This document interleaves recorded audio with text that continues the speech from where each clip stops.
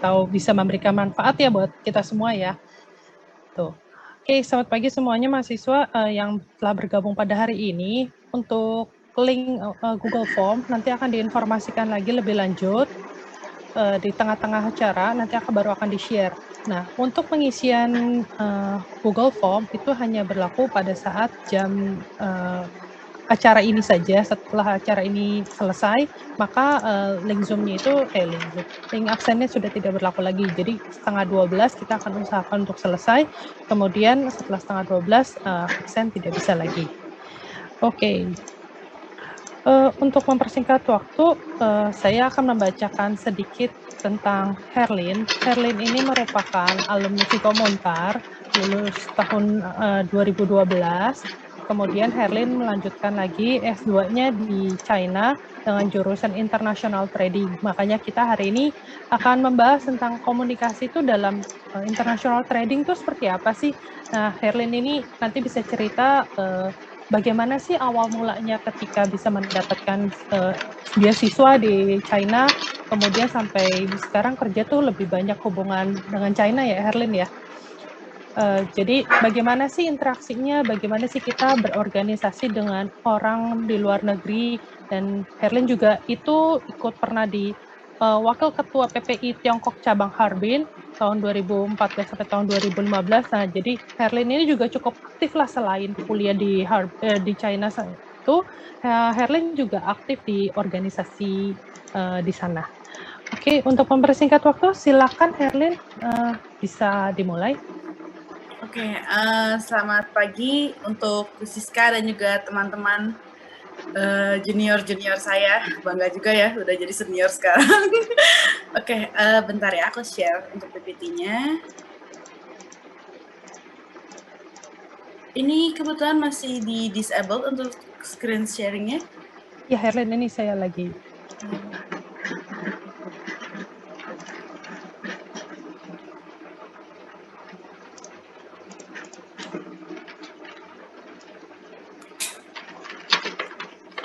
Udah, Herlin? Udah ya.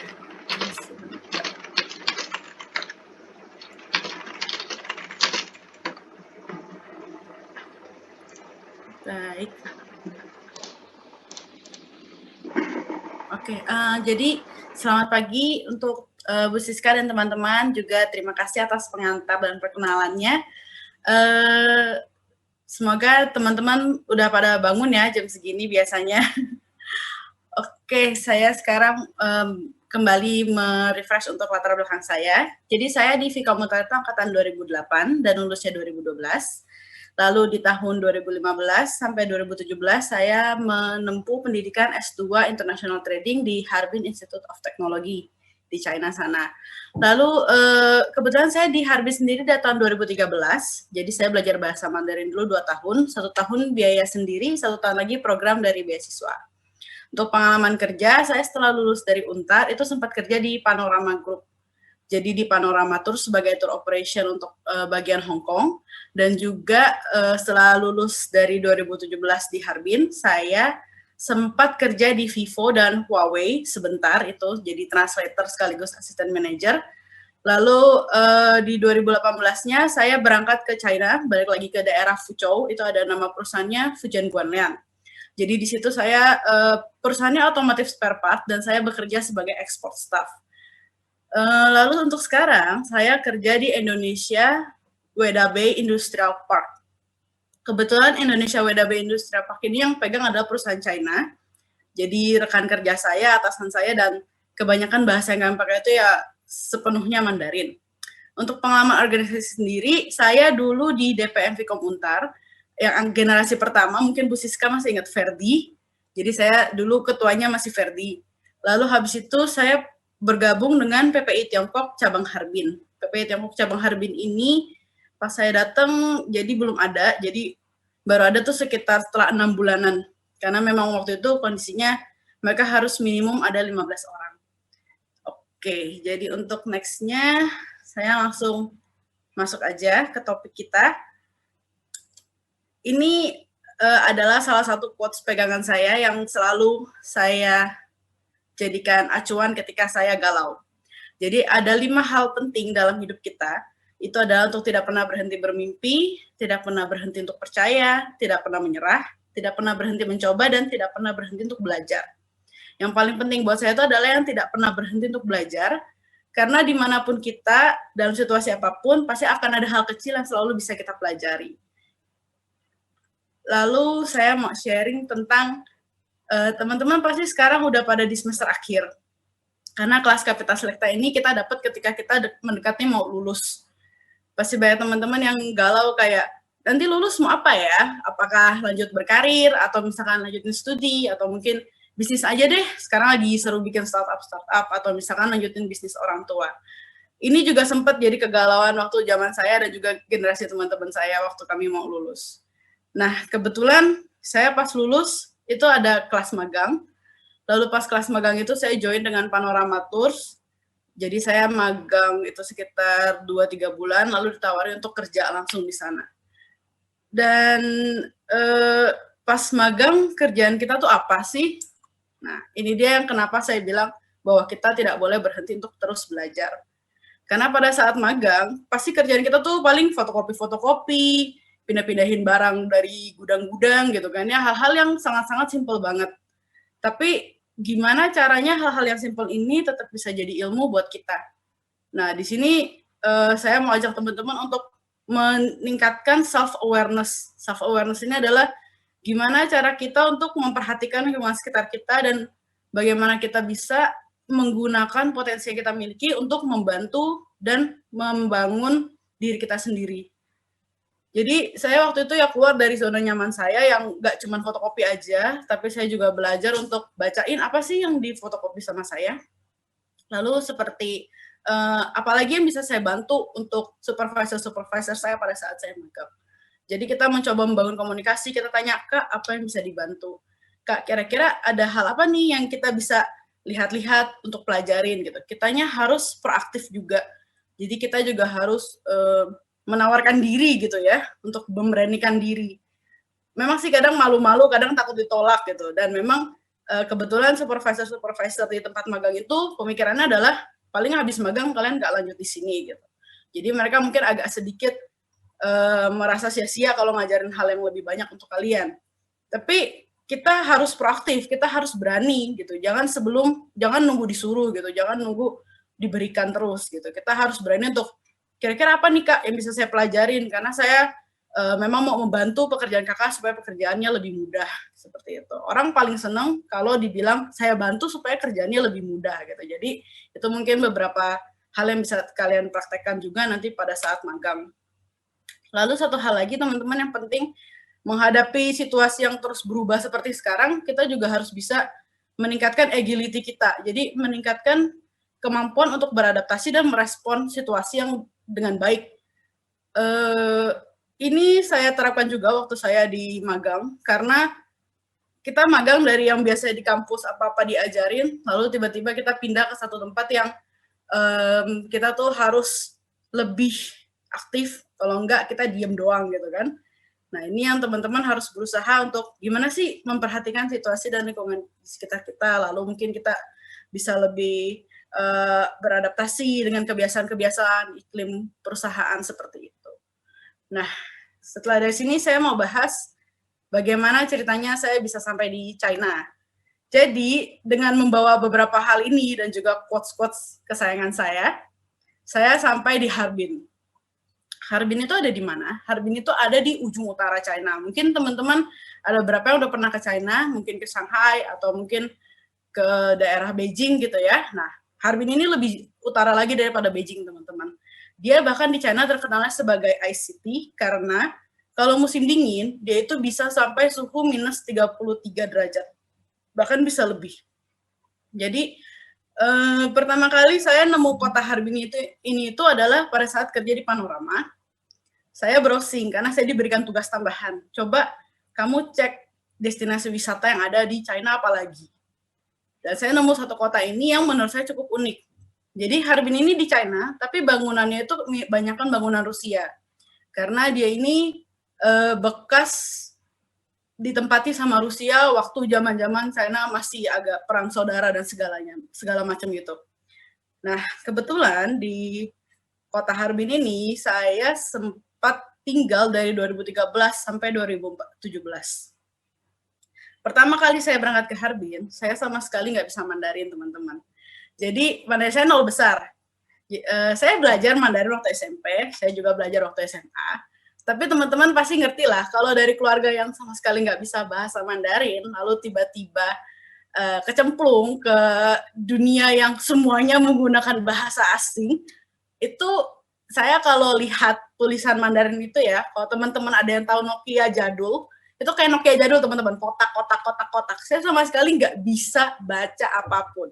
Kalau mau makan itu semua tunjuk, semuanya touchscreen.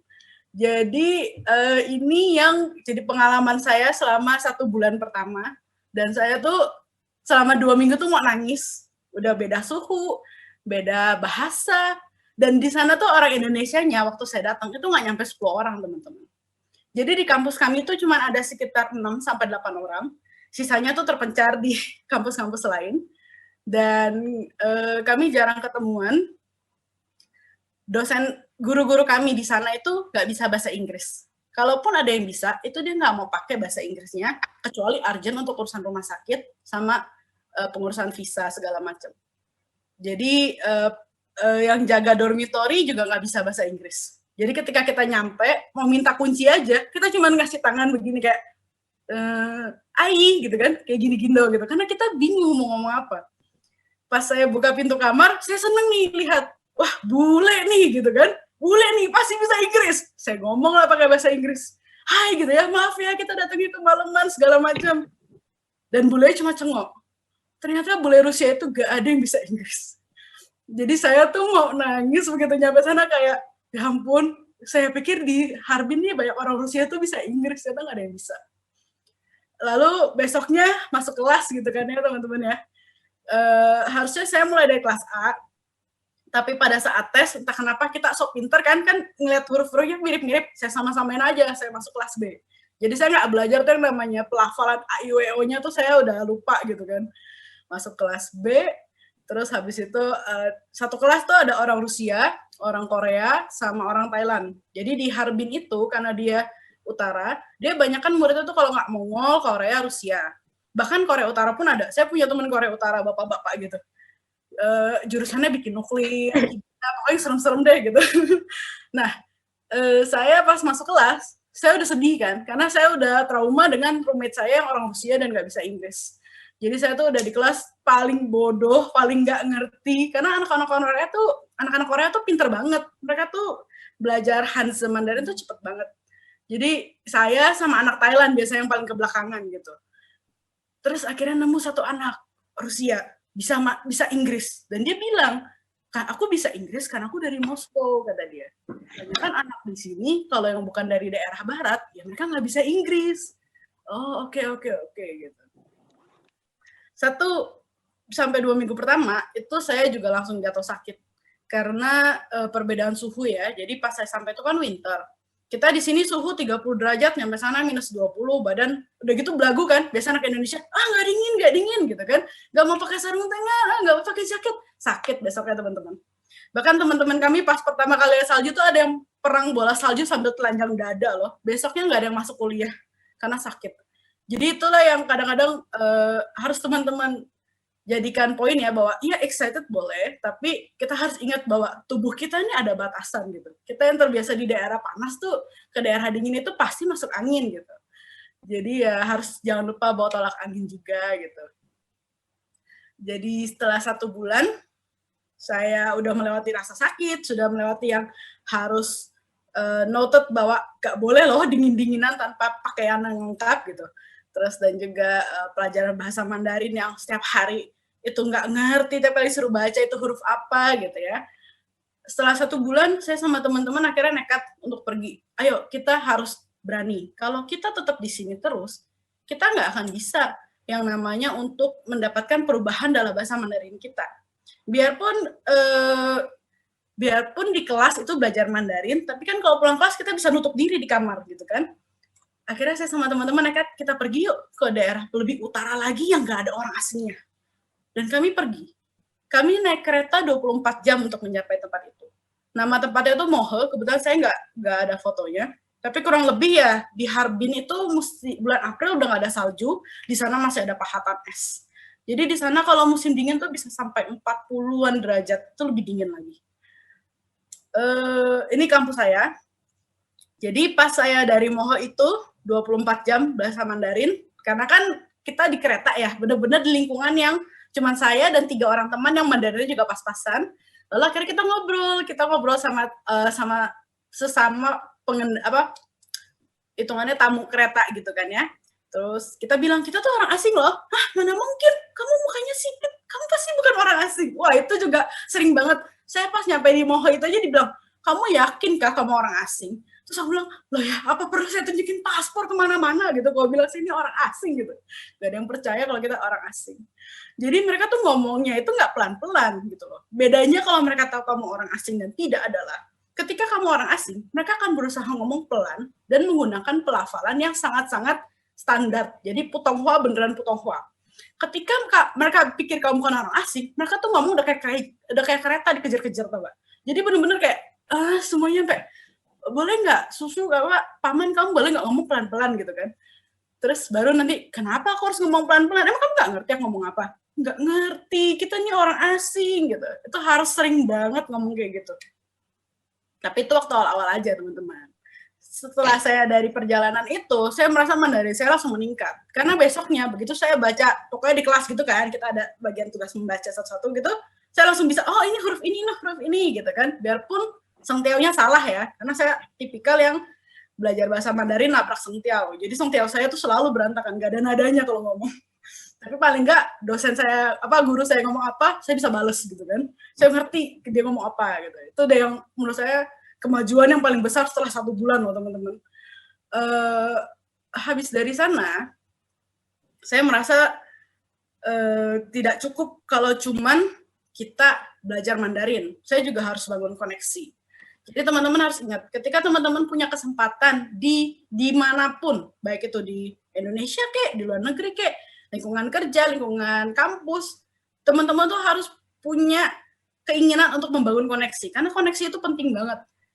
Kayak kita waktu di Harbin saat itu, karena belum ada persatuan pelajar ya, jadi kalau ada yang sakit itu yang bantu ya pasti roommate-mu gitu. Kalau misalkan kamu ada nggak enak badan, atau mau pergi jalan-jalan, pasti roommate-mu atau temanmu duluan kan, teman-teman sebangsa gitu. Jadi kita akhirnya ya udah bangun koneksi dengan anak-anak lain.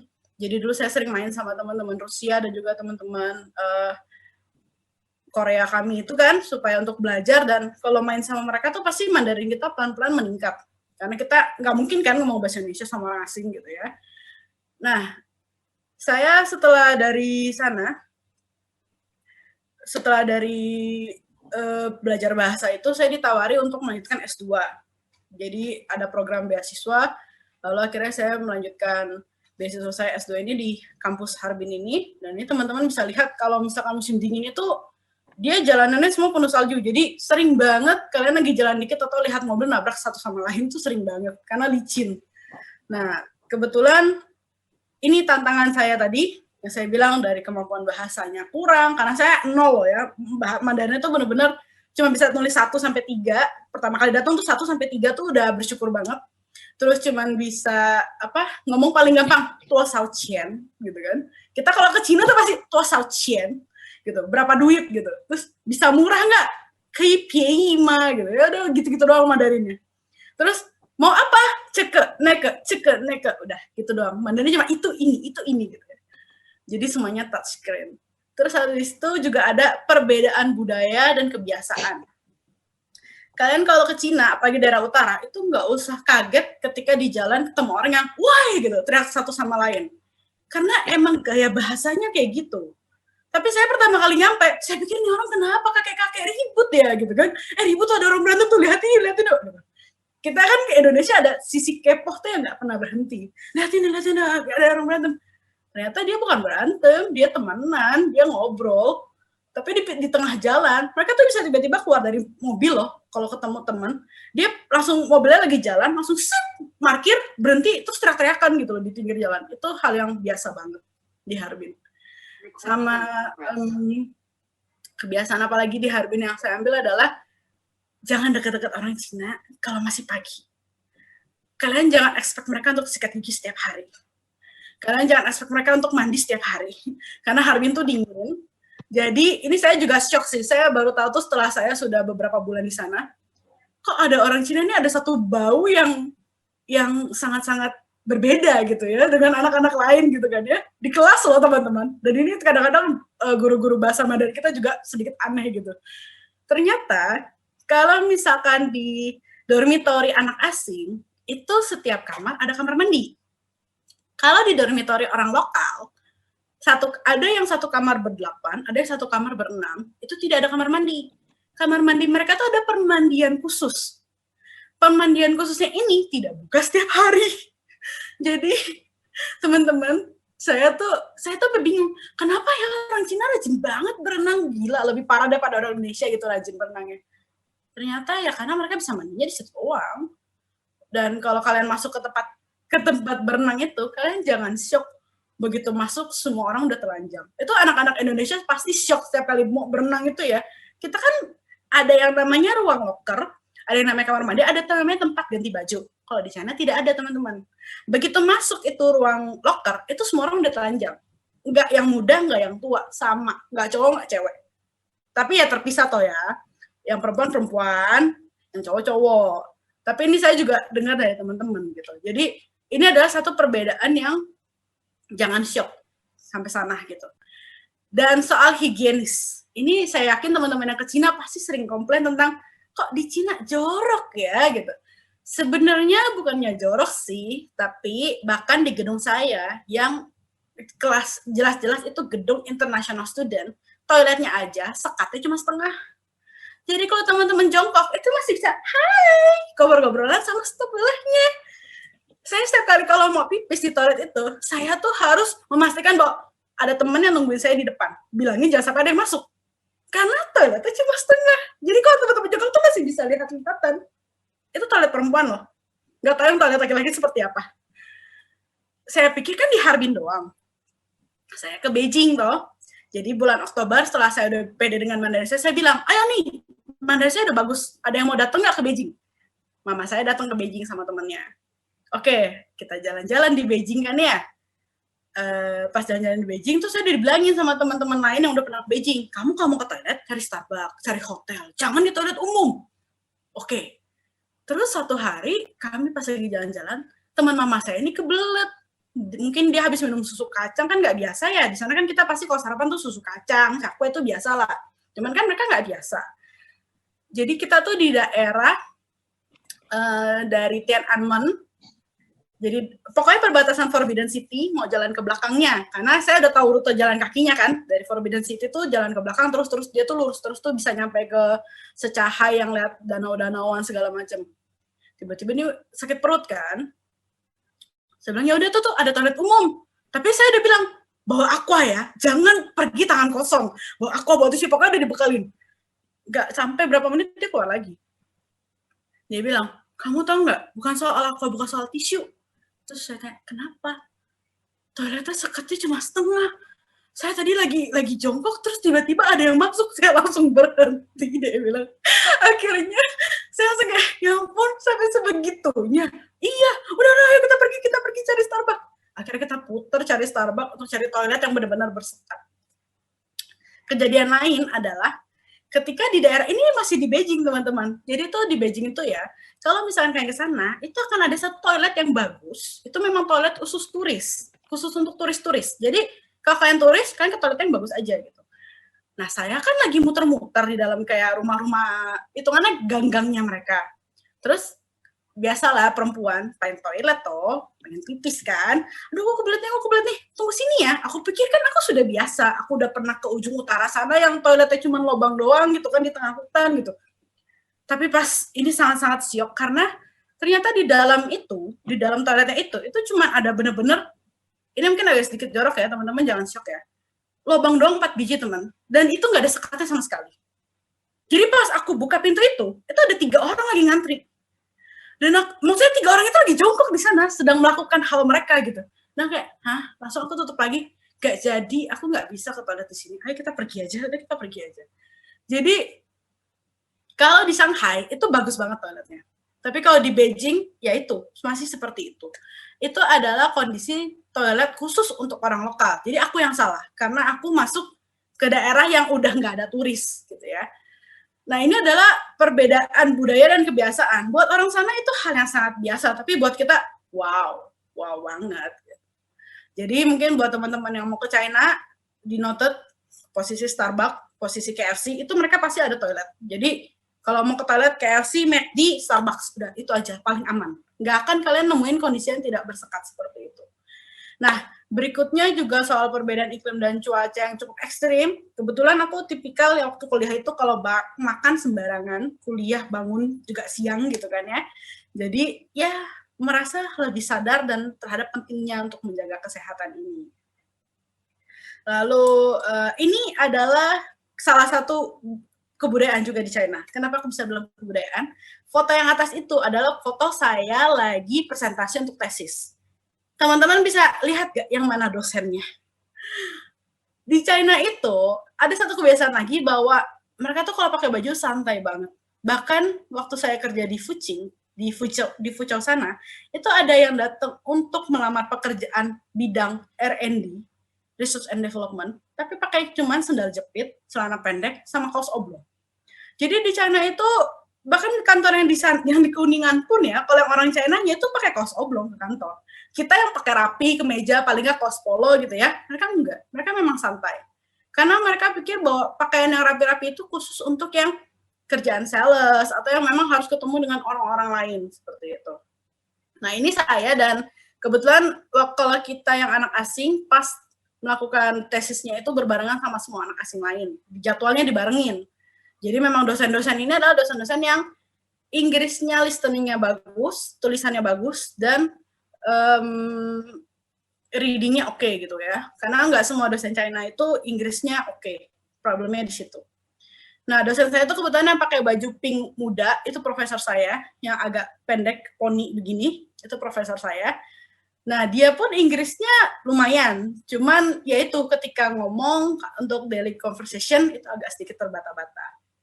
Nah, foto di bawah ini adalah program dari sekolah yang kami jalan-jalan ke Inner Mongolia untuk memperkenalkan budaya asing ke sekolah-sekolah SMP, SMA di China gitu.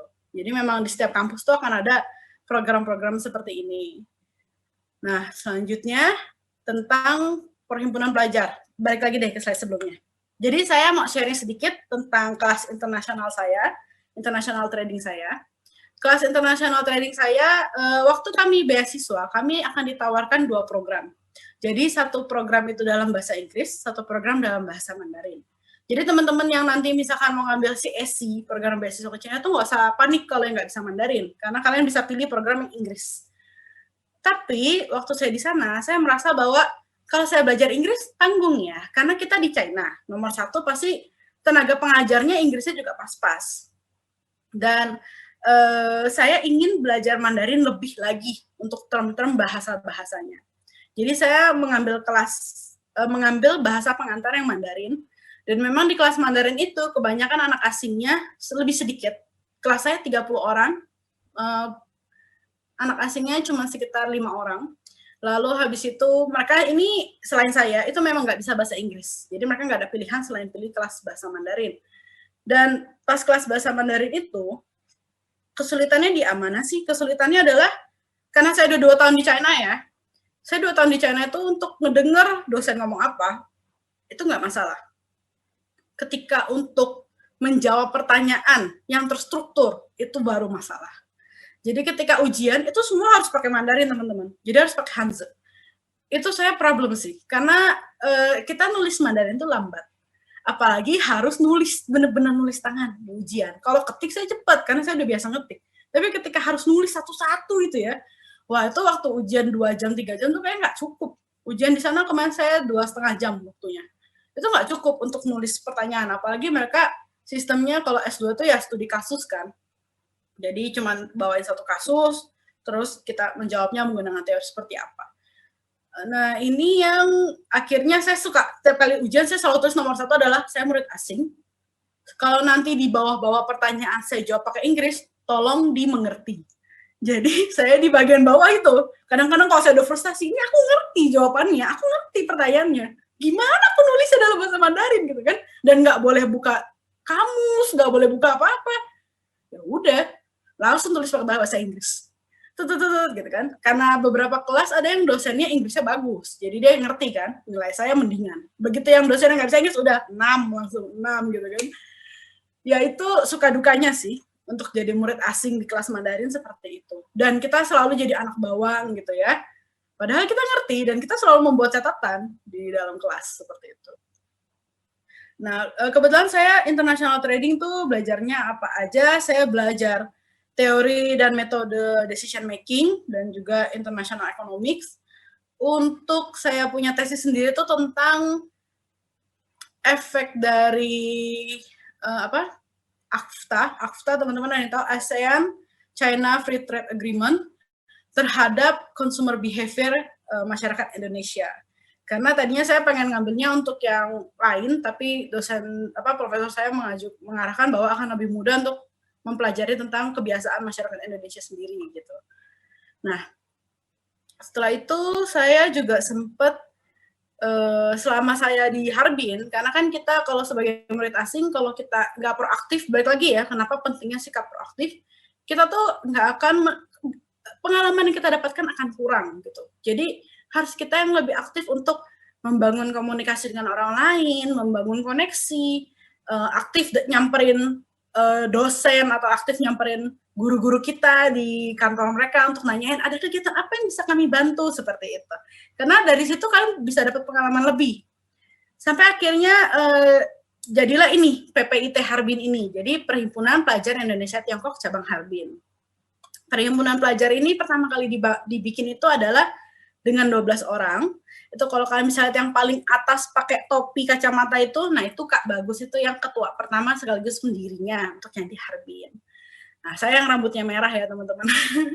Jadi waktu kami di PPI Tiongkok Harbin ini, apa sih kegiatan yang kami lakukan?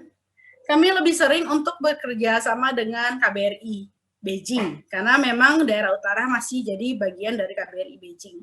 Nah, teman-teman KBRI Beijing ini yang suka membantu kami untuk mengadakan acara-acara. Kami sempat ada Batik Roadshow, sempat ada conference untuk ke Hong Kong waktu itu, Persatuan Pelajar Indonesia di Asia Oseania. Jadi ada yang dari Korea, Jepang, semua juga pada datang. Terus ini ada salah satu kebudayaan. Jadi kami punya acara kebudayaan yang setiap tahunnya itu juga kami lakukan di sana. Nah, kebetulan ini waktu yang acaranya Sendera Tari. Jadi ini kami mengadakan drama Ken Arok. Jadi sebelumnya ada Roro Jonggrang, terus ini Ken Arok. Ini sempat diliput juga sama Antara News. Terus kami juga sempat mengadakan yang, kalau yang di bawah ini adalah pada saat belajar bahasa Indonesia. Jadi kami juga di sana punya kelas bahasa Indonesia untuk anak-anak asing yang tertarik belajar. Dan akhirnya saya memahami bahwa orang Rusia nggak bisa ngomong eng, dan orang China itu susah ngomong r. Itu udah biasa lah ya yang orang China ya. Jadi ini yang jadi satu hal tambahan buat pengetahuan aja ya, sharing-sharing pengalaman. Lalu habis itu saya sekarang, nah ini yang saya mau sharing juga dengan teman-teman. Kebetulan sekarang saya kerja di Indonesia Weda Bay Industrial Park. Jadi pekerjaan saya dari yang waktu di Fucing itu adalah tim ekspor, sekarang pekerjaan saya adalah tim import, bidang eksim. Jadi kenapa hal ini penting? Karena 7 Habits of Highly Effective People ini ada bukunya, teman-teman boleh baca. Dan ini bagus bagaimana untuk membuat mindset teman-teman lebih terstruktur dalam mengerjakan dan mencari solusi sehari-hari. Waktu saya kerja sebagai tim ekspor, saya itu tugasnya hitungannya jadi customer turun order, saya harus siapkan ordernya, saya harus booking kapal, siapin dokumen ekspor untuk ekspor ke luar negeri. Jadi waktu saya di China, saya ekspornya untuk ke Amerika Latin dan juga Timur Tengah. Nah, Amerika Latin itu teman-teman beda jamnya 12 jam ya. Jadi kadang-kadang tengah malam saya masih harus chat sama customer. Itu yang namanya building relationship. Mau nggak mau, memang kita harus seperti itu terkadang. Lalu kalau customer saya yang Timur Tengah, mereka Jumat libur, weekend masuk. Jadi kadang-kadang weekend saya masih harus jawabin pertanyaan mereka. itu hal yang biasa banget kalau nanti teman-teman udah kerja, kadang-kadang memang di luar jam kerja pun masih harus melakukan hal seperti itu. Dan ya itu salah satu karena kita di bidang marketing juga kan ya, biarpun ekspor, tapi ya kita harus yang namanya service terhadap customer. Nah, di sini 7 hal yang dari 7 habit ini itu sangat penting buat teman-teman. Kalau nanti teman-teman ada mungkin yang udah baca atau mungkin udah pelajarin kelas, itu penting banget untuk bisa lebih proaktif, karena teman-teman bisa jadi menyiapkan dulu sebelum terjadi hal yang sudah teman-teman perkirakan. Kalau proaktif seperti itu. Kalau reaktif adalah udah terjadi dulu baru teman-teman merespon gitu. Nah, makanya lebih baik bahwa teman-teman selalu punya planning lebih awal untuk hari-hari teman-teman. Terus yang kedua itu adalah begin with the end in mind. Jadi teman-teman harus punya planningnya dulu di gambaran besar. Seperti tadi saya bahwa saya pengen bisa Mandarinnya dulu. Gimana supaya saya bisa Mandarinnya gitu kan. Jadi saya misalkan harus tiap hari nonton film Mandarin kah supaya latihan dengerin gitu kan. Atau tiap hari harus main sama orang lokal kah supaya saya Mandarinnya bisa lebih bagus. Jadi goal-nya dulu baru nanti step-stepnya supaya kita tidak nyasar jalannya gitu. Kadang-kadang kita belum punya goal, nah itu yang bikin kita ngapain dulu ya, random akhirnya. Nah, terus yang nomor 3 itu mengacu pada tabel sebelahnya. Put first thing first. Nah, ini saya dapat pas saya kerja di Vivo. Jadi, mungkin saya udah pernah baca gitu, tapi kadang kan kita kalau nggak mempraktekkan, kita nggak akan paham ya seperti apa. Jadi, put first thing first itu adalah kita harus membagi setiap hal dalam hidup kita itu semuanya penting, semuanya urgent. Apalagi kalau nanti dari kerjaan, seakan-akan kita dikejar-kejar dengan kerjaan. Nah, kita tuh harus bisa membagi. Mana yang important dan urgent, itu harus dilakukan nomor 1. Mana yang penting tapi tidak urgent, itu bisa dijadikan planning. Mana yang urgent tapi nggak penting, itu bisa diberikan ke orang lain atau mungkin dikerjakannya lebih belakangan. Dan yang nggak penting dan nggak urgent gitu. Itu yang bisa dieliminasi atau ya lebih ditunda lagi untuk mengerjakan yang urgent dan important. Jadi teman-teman memang harus berusaha untuk membagi ya, mengkotak-kotakan pekerjaan ini ke dalam timeline-nya supaya teman-teman bisa menschedulekan hari kalian dengan baik. Dan ini bisa dilakukan ini bisa diterapkan nggak cuma dalam dunia kerja, tapi dalam keseharian teman-teman gitu. Nah, yang nomor 1 sama nomor 3 itu adalah yang untuk mindset teman-teman sendiri. Jadi bagaimana teman-teman mengelola diri teman-teman. Tapi untuk nomor 4 sampai nomor 6 itu adalah apa yang harus teman-teman lakukan dengan lingkungan. Jadi ini yang sosialisasinya harus ya win-win solution gitu kan. Jangan berpikir bahwa mau menang sendiri gitu. Terus habis itu kita harus ngerti dulu baru orang bisa mengerti kita. Jadi kita harus ngerti dulu kadang-kadang masalahnya seperti apa, baru nanti kita mencari solusinya bersama. Terus harus sinergi juga dengan tim gitu. Jangan harus satu hal yang penting teman-teman ya, mau di dunia magang, mau di kuliah, mau dimanapun, teman-teman harus bisa jadi team player. Jadi di mana kita harus bisa bekerja sama dengan orang lain. Saya yakin anak-anak komunikasi nggak akan ada kesulitan yang seperti ini, karena saya punya teman yang jurusan teknik, itu memang kebetulan orangnya yang tekniknya lurus, teknik banget. Jadi dia tuh kurang bisa berkomunikasi dengan baik.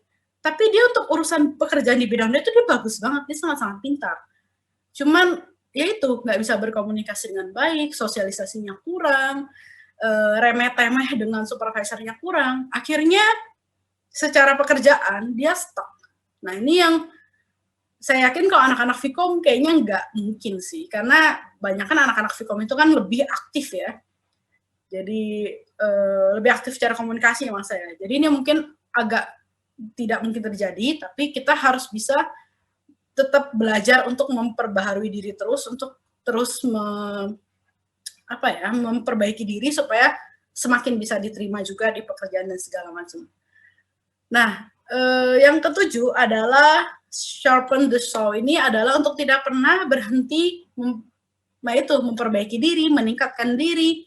Jadi untuk tidak pernah berhenti terus, yaitu never stop learning terus, karena banyak hal yang kita terus bisa pelajari. Jadi semakin ya saya angkatan 2008 ya sudah tua gitu kan. Semakin tua ya semakin ternyata banyak loh hal-hal yang punya kacamata baru kan. Jadi banyak ternyata hal-hal yang bisa kita pelajarin di luar sana. Dan itu yang nggak boleh stop, karena ketika kita stop, kita akan tertinggal dan zaman terus berubah. Jadi kita nggak boleh berhenti gitu. nggak boleh stuck di tempat. Nah, ini saya juga sedikit mau sharing ya, mungkin jadi nanti habis kelar PPT ini kita bisa ada tanya jawab, mungkin kalau ada teman-teman yang punya pertanyaan, yang ingin tahu lebih, saya mau sharing aja kesempatan apa sih yang ada di China sana. Nomor satu, studi postgraduate. Jadi teman-teman yang mau S2, itu di China kebetulan kuotanya lagi nambah. Kenapa nambah? Karena China punya program One Belt One Road. Dan itu dia sengaja menambah kuota beasiswa untuk negara-negara, terlebih negara-negara yang berada di batas negaranya dia. Jadi kayak Vietnam, Laos, itu lebih banyak lagi kuotanya dibanding anak-anak Indonesia. Jadi teman-teman boleh mencari beasiswa CSC ini. Kebetulan website CSC yang saya cari itu kemarin dalam bahasa Mandarin. Nah, mungkin kalau teman-teman ingin lebih lanjut, nanti bisa apply lewat Kedubes, atau nanti coba saya cariin linknya lagi lewat teman-teman alumni saya. Karena kita kebetulan yang PPI ini masih ada grup PPI-nya, terus ada juga grup PPI alumni, dan juga ada satu lagi organisasi yang namanya Perhati. Kebetulan saya join di semuanya ya, karena kita suka sharing locker segala macam gitu kan. Nah, untuk teman-teman yang mau meng-apply untuk beasiswa, saya diutamakan universitas yang tergabung dalam program C9 atau 211. Jadi program ini adalah program pemerintah China untuk menyiapkan kampus-kampus yang world class level di setiap provinsi gitu. Tujuannya seperti itu. Kebetulan kampus saya, Harbin Institute of Technology itu masuk dalam C9 dan 211. Jadi teman-teman kalau misalkan nanti cari kampus, jangan yang di dalam nggak apa-apa, maksudnya yang agak ke pedalaman nggak apa-apa, tapi pemastikan bahwa mereka tergabung program ini. Karena program ini penting banget ya, untuk satu ya, kuota kampusnya, soal beasiswa, dua juga fasilitas kampusnya gitu. Kalau kalian dapatnya yang programnya atau yang nggak ada program, itu nanti kampusnya kondisinya kurang oke sih, nanti kalian yang agak sulit di sananya. Nah, One Belt One Road ini adalah tujuan China untuk meningkatkan, memodernisasi Silk Road yang zaman dulu. Jadi ini, saya sempat tadinya mau bikin tesis tentang ini, tapi karena waktu itu bahannya belum banyak dan kebetulan dosen saya profesor saya kurang memahami. Profesor saya itu dia belajarnya tuh tentang customer behavior. Jadi dia tuh bisa dibilang salah satu analisnya Huawei untuk di kampus kami itu ya. Dan dia fokusnya memang di customer behavior. Jadi One Belt One Road ini program yang sangat baik. Ini topik yang bagus buat teman-teman jadikan bahan bacaan, atau misalkan nanti bikin studi plan gitu ya. Bikin studi plan ini kalian bisa masukin, karena kan studi plan-nya untuk meng-apply beasiswa itu butuh studi plan.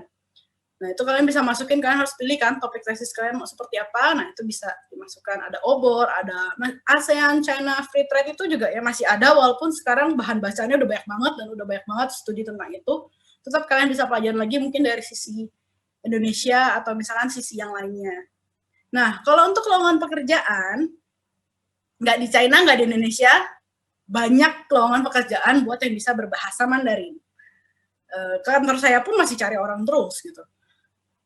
Cuman kalau level Mandarin yang seperti apa? Nah, kalau teman-teman yang ingin bekerja di China, level Mandarin yang saya sarankan itu adalah minimum level HSK 4 sampai HSK 5. Itu minimal.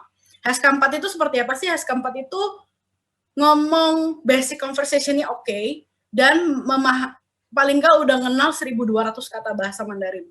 Kalau HSK 5 itu sekitar 3.000 kata, seperti itu. Bedanya di situ aja. Dan memastikan bahwa pengurusan visa kerjanya itu secara legal. Jadi saya mau sharing sedikit tentang teman-teman saya yang dapat visanya nggak diurusin kantor ya. Kalau di Shanghai, saya sempat ditawarin untuk kerja di Shanghai. Di Shanghai itu bagus, teman-teman. Shanghai itu bagus banget. Saya sangat-sangat rekomen teman-teman kalau mau ke China yang nggak mau jorok-jorokan, yang keren, itu ke Shanghai. Ada Disneyland juga gitu kan. Disneyland tuh sehari nggak cukup teman-teman, harus 2 hari. Nah, di Shanghai itu, kebetulan saya pernah magang di sana 3 bulan. Itu kotanya sangat beda dengan kota Cina lain. Shanghai itu pace-nya cepet banget. Dan di Shanghai itu banyak perusahaan-perusahaan kecil, jadi perusahaan-perusahaan trading kecil gitu, mereka butuh yang bisa bahasa asing. Mereka butuh tenaga kerja asing. Tapi secara perusahaan, mereka tidak memiliki kelayakan untuk meng-host perusahaan asing.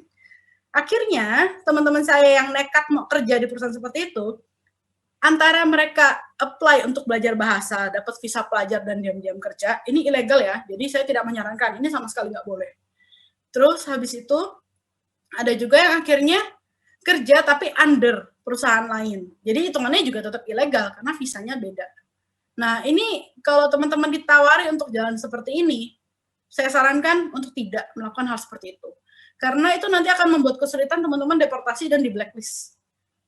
Ini dulu KBRI sering curhat sama saya bahwa mereka sering banget nangkepin yang kayak gini gitu ya. Dan yang kasihannya adalah banyaknya anak-anak yang baru lulus gitu, karena mereka nggak tahu kan, pokoknya udah manut aja, kasih dokumen gitu, bayar aja dulu urus visanya, mungkin nanti bisa kerja di China, tapi kondisinya seperti itu. Jadi makanya kenapa penting banget buat teman-teman yang mau kerja kemanapun di luar negeri itu, visa secara legal itu penting. Jangan mau kalau mendadak ditawarin untuk gak apa-apa kok, aman, banyak kayak gini, jangan mau. Bahaya banget, apalagi kalau kalian perginya kayak ke Shanghai gitu, itu kota besar, mereka sering ada pengecekan, mereka sering ada muter. Jadi waktu saya magang, karena kan saya magang, kita kan kalau magang ya pasti boleh pakai visa sekolah ya kan, walaupun saya kenapa saya bilang saya diem-diem, karena secara perjanjian kontrak CSC saya, beasiswa saya itu saya nggak boleh kerja, nggak boleh, kalaupun mau keluar dari kampus itu harus dengan persetujuan profesor saya gitu. Nah, pada saat itu kebetulan profesor saya tidak menyetujui, karena buat dia, buat apa kamu ke Shanghai gitu kan ya. Apalagi kerja perusahaan game lagi. Nah, itulah. Nah, untuk teman-teman yang memang tertarik untuk ke sana dan bisa mendapatkan visa legal, itu baiknya kalian kalau memang mau cari yang kesempatannya kaya untuk negara ASEAN itu ada di Guangzhou, Xiamen, sama Shanghai. Itu di daerah selatan. Karena memang mereka banyak trading dengan ASEAN, banyak trading dengan Indonesia. Kalau kayak saya di Harbin, itu sama sekali nggak ada kesempatan untuk orang Indonesia. Di Harbin itu banyaknya mereka dengan Mongol, Korea, dan Rusia. Jadi kalau anak-anak Rusia di sana banyak banget kesempatannya. Teman saya yang Korea pun kerja di sana juga aman gitu. Cuman kalau untuk yang anak-anak asing nih, yang anak-anak ASEAN ini agak sulit untuk cari kerja daerah utara gitu ya. Bukan nggak bisa ya teman-teman, bisa, tapi memang agak sulit gitu. Jadi kalau memang kayak ke Xiamen, itu Xiamen aja banyak banget orang Indonesia yang ke sana untuk berbisnis. Jadi mungkin kalian bisa jadi translator atau jadi ya kerja di tradingnya itu masih bisa. Gitu. Nah, ini quotes yang menurut saya pegangan saya juga, ini quotes favorit saya juga, bahwa kesempatan itu sering banget dilewati oleh orang-orang karena selalu kelihatan seperti hal biasa gitu. Nah, ini tuh menurut saya kadang-kadang kita harus belajar bahwa gimana ya, jadi kita tuh harus menerima apapun yang ada di sekitar kita dan mempelajarinya gitu. Menerima apapun ini bukan berarti menerima yang jelek juga loh, enggak loh, tapi bahwa bahwa kita tuh harus melihat bahwa di sekitar kita ini ada banyak hal yang bisa kita pelajari, yang memang kadang-kadang kelihatannya seperti biasa aja, tapi itu tuh ternyata opportunity. Contohnya adalah waktu saya magang di Panorama Tours, itu karena kerja saya cuma fotokopi aja, teman-teman. Tapi pada saat fotokopi itu saya suka ngecekin satu-satu gitu. Dan memang ada beberapa hal yang, loh, ternyata ini tuh salah tulis ya. Kayaknya bukan gini deh harusnya. Dan itu yang saya sampaikan ke supervisor saya, Kak, ini kayaknya ada salah tulis, mau diperbaiki dulu atau mau saya fotokopi langsung gitu kan. Nah, mereka tuh suruh, yaudah kamu perbaikin deh, kamu tahu tulisnya gimana. Oh iya, yaudah gitu kan. Kita perbaikin, kata-katanya kita rapihin. Dan setelah itu dari situ makanya kenapa menurut saya ya salah satu yang akhirnya saya bisa ditawarin untuk kamu mau nggak lanjut kerja di sini bagian tour operation. Oh iya boleh gitu. Jadi itu hal simpel banget, cuman apapun yang kalian lakukan itu ya itu dilihat orang gitu kan. Jadi kalian harus belajar untuk memperhatikan seperti itu. Terus yang kedua itu bahwa nggak yang terkuat yang bisa survive, tapi yang paling pintar ataupun yang paling pintar, tapi yang paling bisa adaptasi. Karena memang adaptasi di setiap hal yang berubah itu sulit, teman-teman. Contoh kayak sekarang, kita 2019 mana nyangka sih COVID bisa separah ini. Kita 2019 mana mikir sih, kok bisa ada ya kejadian yang bikin kita kerja dari rumah terus-terusan, gitu kan? Atau kuliah dari rumah terus-terusan. Nah, ini yang makanya kenapa perubahan-perubahan, adaptasi-adaptasi ini yang sangat teman-teman harus pelajari. Agility itu penting banget. Teman-teman bisa lihat bahwa banyak perusahaan yang pada tutup akhirnya karena mereka tidak bisa bersaing, tidak bisa beradaptasi dengan yang terjadi pada saat ini. Nggak cuma soal uang loh ya, tapi juga termasuk soal bagaimana membuat contohnya membuat salesnya itu menjadi online. Karena sekarang kan semua orang belanja dari rumah. Gitu. Itu yang teman-teman boleh juga pelajarin jadi satu topik untuk mungkin nanti teman-teman bikin skripsi dan bikin paper-paper. Lalu yang terakhir bahwa hidup itu mulai ketika kalian keluar dari comfort zone kalian. Karena ketika kalian keluar dari zona kenyamanan kalian akan dapat satu challenge baru. Ketika dapat satu challenge baru dan kalian bisa melewati challenge itu, kalian akan dapat satu pengalaman, satu kehidupan di luar sana gitu. Saya merasa setelah saya balik dari Harbin sama saya waktu sebelum ke Harbin, waktu saya kuliah, itu beda banget. Waktu saya kuliah tuh, ya saya orangnya rame sih, tapi nggak seramai sekarang, karena sekarang saya banyak yang bisa saya sharing. Kalau dulu apa sih ini sharing? Film, drama gitu kan. Kalau sekarang ya banyak loh pengalaman-pengalaman saya yang nggak sekaya senior-senior saya yang lain, tapi saya punya hal yang bisa saya sharing. Dan itu yang buat saya bisa jadi pelajaran buat teman-teman juga. Nah, terima kasih atas perhatiannya. Kurang lebih seperti itu PPT saya. Mungkin teman-teman kalau ada yang mau mengajukan pertanyaan, Bu Siska. Ya, Herlin. Terima kasih Herlin untuk pemaparan PPT-nya. Ini cukup udah lumayan. Ada yang mengajukan pertanyaan. Boleh diceritakan dulu sedikit Herlin. Kenapa sih Herlin memilih S2-nya di Meta International Trading? Maksudnya nggak yang komunikasi lagi gitu loh. Padahal kan di China bisa dibilang ada lah ya yang berhubungan dengan komunikasi lagi gitu. Tapi bisa dibilang kan jadinya agak ke ekonomi ya kalau trading seperti itu ya. Iya, ini jadinya aku nyampurnya ke ekonomi. Ini aku stop share atau biarin share stop share aja nggak apa-apa. Stop share ya, wait. Oke. Wah banyak ya pertanyaannya ternyata. Baiklah, jadi gini, kenapa akhirnya nyemplungnya ke international trading? Jujur ya, ini jujur. Saya di Harbin itu kan karena saya ditawarin sama kampus. Dan di kampus itu kebetulan tidak ada jurusan komunikasi. Nah, waktu itu saya sempat galau, apa saya mau pindah ke Shanghai, karena Shanghai ataupun kampus lain, Shanghai itu banyak fakultas, jadi nggak usah khawatir kalau di Shanghai kekurangan fakultas atau kekurangan jurusan yang kalian kamu itu nggak mungkin.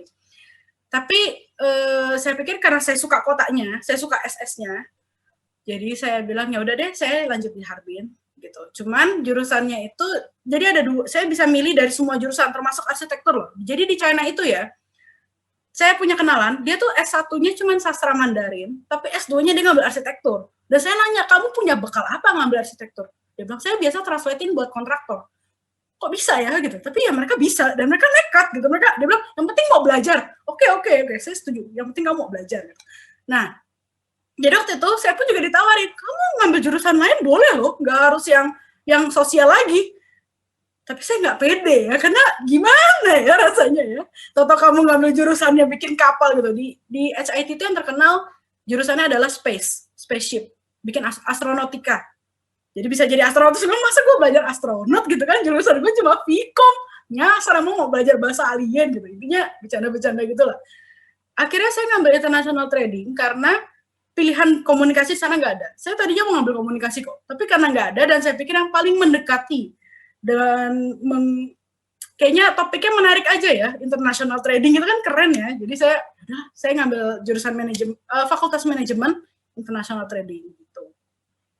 Dan akhirnya ya jadi kecemplung di ekonomi gitu sih. Sampai sekarang nggak jadi praktisi komunikasi.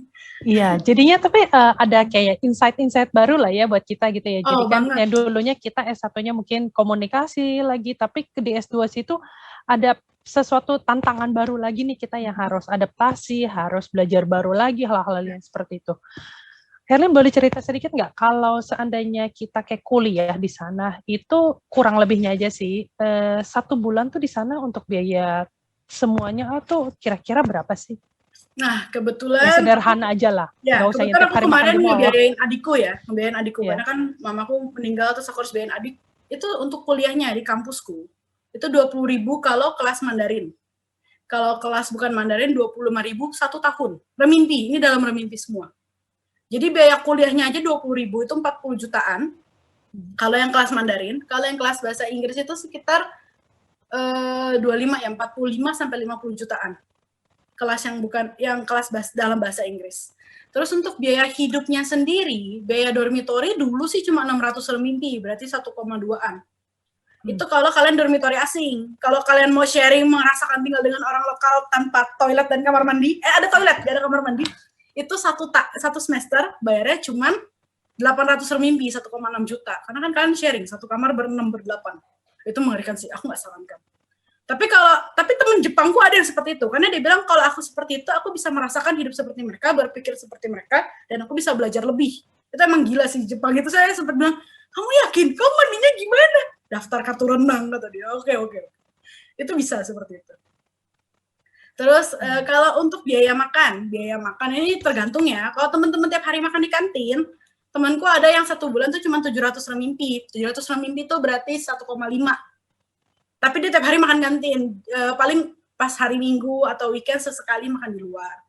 Tapi kalau misalkan kayak aku, yang cukup boros, yang tiap hari beli boba gitu ya, itu nggak cukup 700. Minimum tuh 1.500, 3 juta 1 bulan.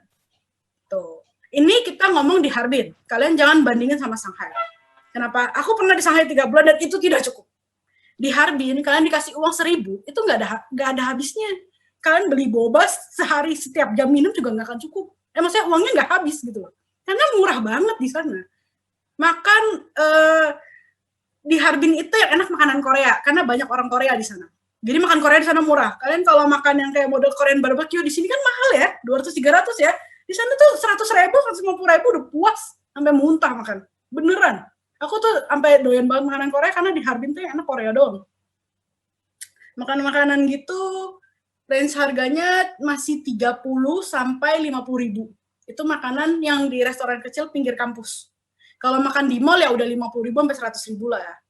Kalau di Shanghai, nah ini hal yang sangat berbeda. Sangat berbeda. Makan di Shanghai itu ya, nyari nasi goreng dok-dok aja, itu udah 30.000. Nasi goreng dok-dok loh. Itu bener-bener di pinggir yang warungnya tuh udah nggak layak gitu. Ya itu segitu. Nah kalau misalkan kalian di Shanghai makan di mall, siap-siap tuh 100-200.000 budgetnya. Masuk Disneyland aja 500 renminbi sekali masuk. 1 juta. Makan di dalam Disneyland kemarin aku itu sekitar satu orang 70 renminbi, 140.000. Dan itu makannya bagi. Jadi itu menu berdua kita bagi 3 karena saking mahalnya gitu kan. Tapi ya itu, di Shanghai itu 1.000, itu nggak nyampe 2 jam pasti habis. Kalau di Harbin enggak. Harbin waktu zaman aku loh ya, tapi tetap nggak akan naik banyak karena emang kotanya juga nggak ada apa-apa. Gitu. Nah, Ice Festival yang tadi aku sharing foto itu, kalau kalian mau pergi itu sekali masuk 300-an renminbi. Gitu. Itu mahal, tapi itu setahun sekali dan memang kalau ke Harbin harus datang. Dulu aku setiap tahun pasti datang karena memang bagus dan aku bawa tour, aku gratis. Aku di sana tuh suka ada kegiatan sampingan setiap winter. Aku bikin tour kecil-kecilan. Jadi ntar ada yang dari Indonesia lah datang, ada yang dari China pun datang gitu kan, cari tour guide. Aku yang nganterin di sana gitu. Uang lebihannya itu ya buat jajan. Seperti itu teman-teman, kalau untuk biaya hidup di sana. Oke, kalau waktu untuk beasiswa itu dikasih kayak uang tambahannya lagi nggak sih selain dari biaya kuliah? Oh, ya, CSI itu beasiswa full. Kalau untuk S1 dapat 2.500 1 bulan. Dan udah gratis tempat tinggal ya. Jadi tempat tinggal, asuransi, buku, segala macam itu udah dapat semua. Itu 2.500. Kalau misalkan S2, saya dapat kemarin 3.000. S3 4.500. Jadi saya lagi pengen S3 ke sana. Kalau S2-nya 3.000. Ya S3 4.500 dan all in loh, conference dibayarin macam-macam. Kita kan S3 mahal di conference biasanya. Jadi mereka tuh full scholarship hitungannya. Makanya kenapa di China tuh ada beasiswa lain namanya Confucius. Tapi kalau beasiswa Confucius itu khusus untuk anak-anak sastra Mandarin. Dan memang kalian begitu lulus minimum wajib HSK 6 dan itu susah banget HSK 6. Dan itu uangnya kecil. Jadi waktu kita 3.000 dia cuma kayak dapat 2.000 gitu dan kita suka ledekin anak-anak Confucius gitu kan ya. Maksudnya anak-anak yang beasiswa itu karena agak sedikit berbeda perlakuannya. Jadi kalian kalau mau apply-nya yang CSC lebih aman. Gitu. Oke, ya menarik lah ya. Jadi intinya selain kita juga harus menyediakan sendiri lah ya untuk uang selain dari yang beasiswa diberikan itu kita tetap masih butuh uang dulu kayak kita buat dari sini ke sana buat cadangan kita pribadi lah ya. Oke, tetap harus bawa cadangan, tapi nggak banyak. Iya. Ini ada pertanyaan yang menarik nih dari Matthew.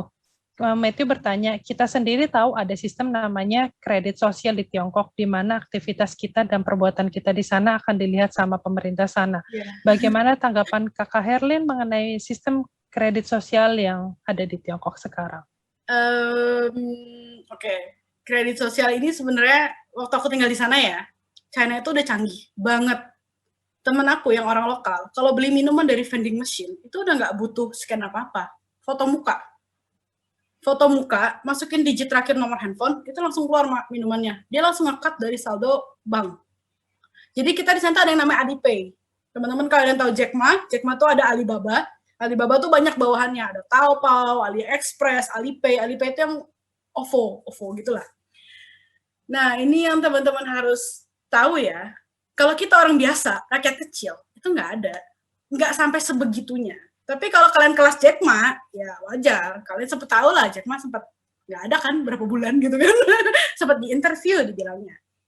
Memang kalau untuk aktivitas kita dan perbuatan kita di sana dilihat sama pemerintah, tergantung kamu seberapa besar impact-nya. Jadi saya ada contoh ya, di China itu dibilang kebebasan beragama bebas gak? Bebas. Kamu mau agama apapun gak masalah, selama tidak mengganggu ketertiban umum, tidak mengganggu ketertiban publik.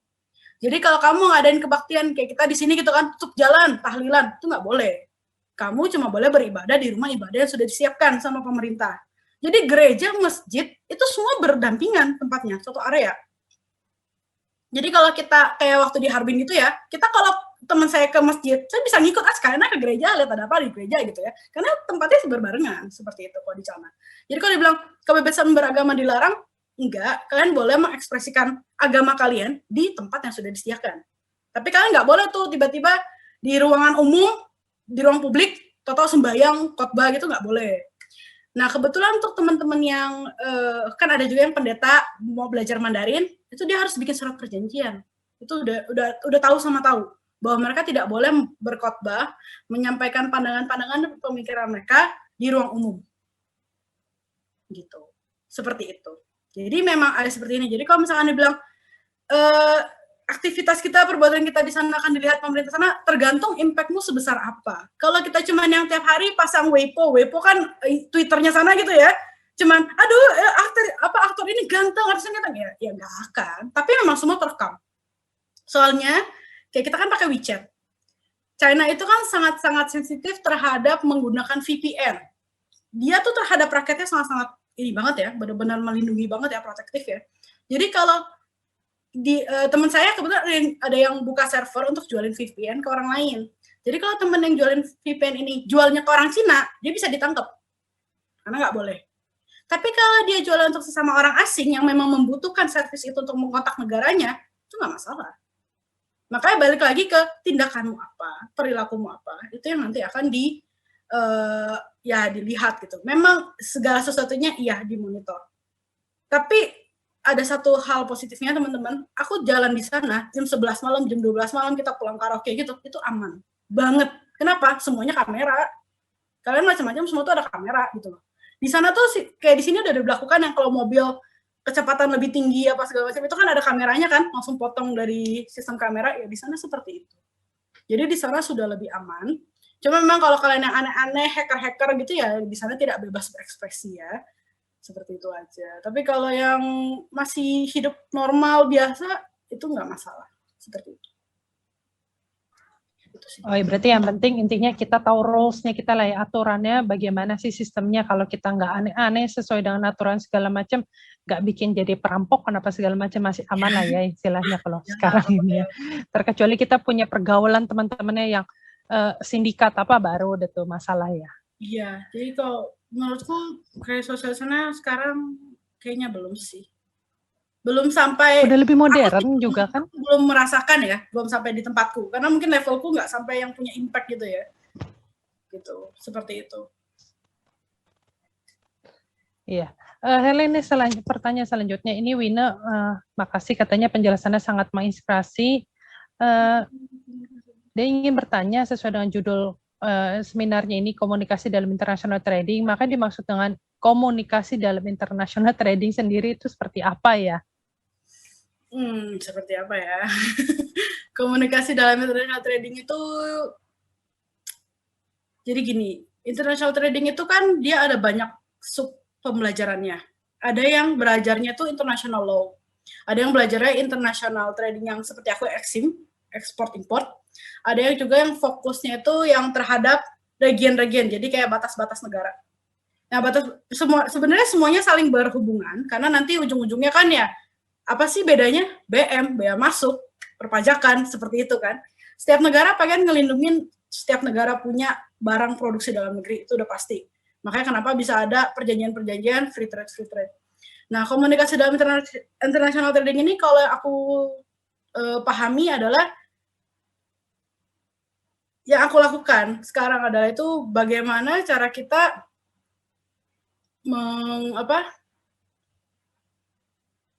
menggunakan informasi yang kita dapat. Contohnya misalkan ketika aku mau mengekspor atau mengimpor barang, itu gimana caranya supaya barang ini bisa sampai di tempat dengan aman, dan itu nanti dia akan bisa menggunakan HS code ya. HS code itu adalah salah satu kode perpajakan.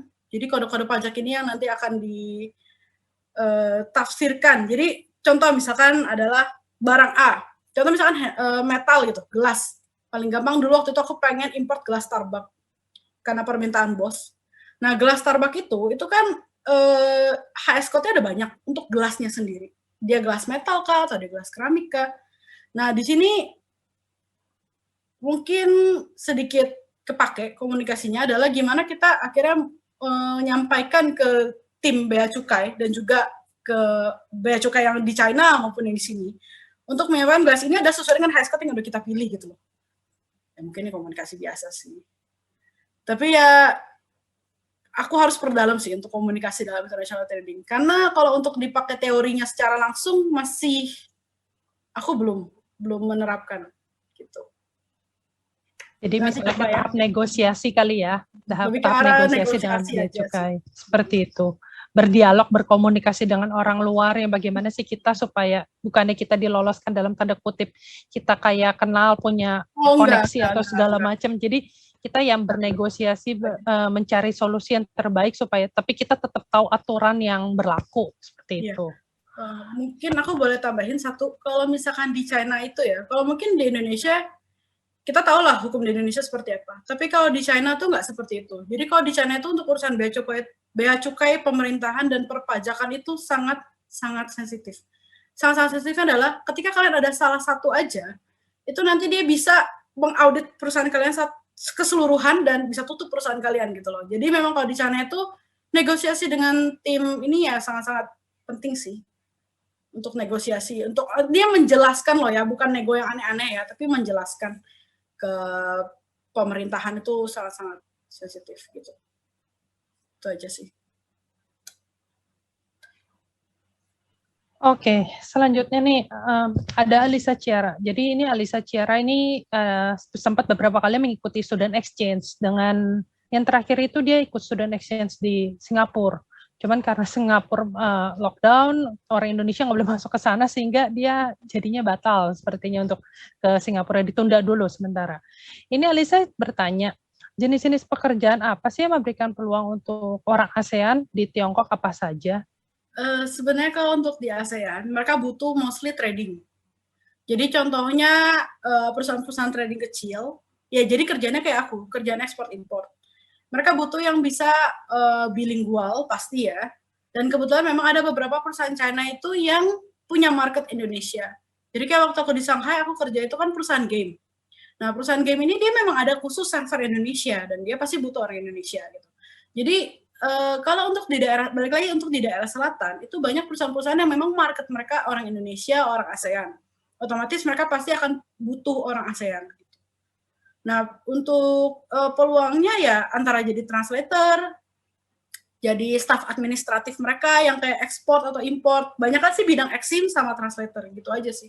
Kalau untuk kerjaan kantorannya, misalkan yang benar-benar finance gitu-gitu, itu agak, kecuali kalian benar-benar sangat-sangat bagus banget, punya benar-benar kelebihan yang sangat lebih, itu baru mereka lirik. Kalau enggak, mereka pasti akan lebih pilih orang lokal.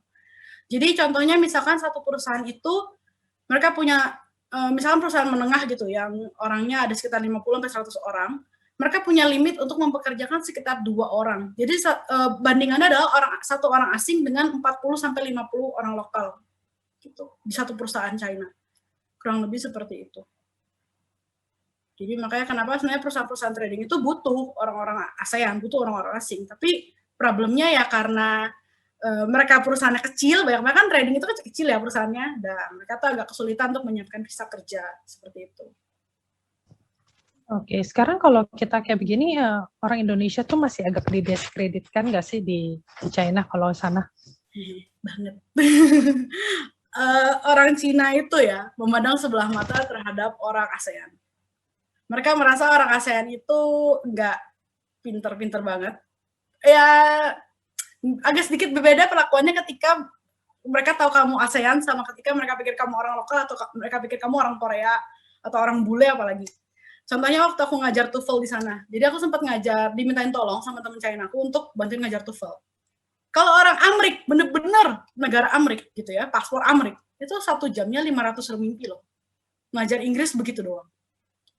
Orang bule yang tampangnya bule Inggrisnya pas-pasan berapa sih? 200 sampai 150 sampai 200. Orang Indonesia berapa sih? 60 renminbi per jam. Aku dulu dibayar cuma 60 renminbi per jam. Seperti itu. Kalau orang Cinanya berapa? 30, ya lebih murah lagi. Jadi seperti itu ya teman-teman. Jadi kayak dulu aku punya teman kan orang Afrika ya, dia bayarnya berapa? Dia bayarnya 150, aku bayarnya cuma 60 sejam. Jadi aku mesti ngajar 2 jam baru dapat dia 1 jam gitu. Memang seperti itu. Jadi mereka masih sangat-sangat mikir bahwa orang ASEAN tuh bisa apa, apalagi yang muka kita Chinese segini, mereka makin kayak, gitu, kamu yakin kamu orang asing? Mana tunjukin buktinya gitu, seperti itu. Masih seperti itu. Jadi ya orang sana dibilang welcome nggak sama orang Indonesia? Welcome, tapi ketika dibilang mendiskreditkan, iya. Mereka merasa kita nggak bisa. Aku bahkan waktu kerja yang di Fuqing, itu kan orang Cina semua, orang Indonesia cuma 4. Cuma aku, 3 temanku, dan 1 bosku gitu kan. Sisanya lain orang Cina semua. Padahal maksudnya GM kami itu orang Indonesia. Buat mereka masih bisa bilang, Indonesia bisa apa sih? Gitu. Indonesia mah kerjanya lambat. Dan mereka bisa lihat aku ya karena aku lulusan SIT. SIT itu kebetulan masuk C9 yang tadi aku bilang itu salah satu kampus terbaik di China gitu. Jadi mereka merasa kamu soal S2 di sana, jadi kamu beda gitu. Padahal ya sama aja gitu kan. Tergantung ke setiap orangnya lagi gitu loh. Padahal orang Cina itu juga kerjanya juga nggak semuanya bagus. Seperti itu. Jadi kalian nggak usah nggak pede sih, kalian harus pede. Kalau memang kalian tahu value kalian tahu worth kalian, nilai apa kerja kalian bagus, kalian nggak usah takut sama mereka. Gitu aja. Kalau aku sih nggak takut karena aku berani untuk kerja lebih dibanding mereka gitu. Kebetulan tempat aku kerja, mereka tuh jam 5 kurang 5, kan kita pulang jam 5 sore ya.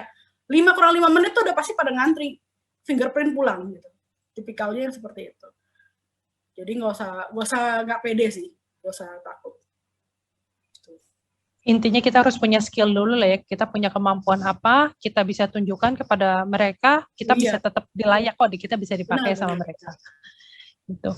Oke, ini selanjutnya pertanyaan dari Calvin Epesus. Tapi mungkin nanti bisa dijawab aja atau enggak, karena Herlin sendiri sebenarnya di Harbin sampai tahun 2017 ya? Kurang lebihnya ya? Ya, karena ini si Calvin nanya tentang kasus COVID di sana bagaimana? Apakah orang Indonesia di-welcome di sana? Jurusan apa sih yang disarankan di sana menurut Ci Herlin? Dan bagaimana sih cara apply-nya untuk beasiswa?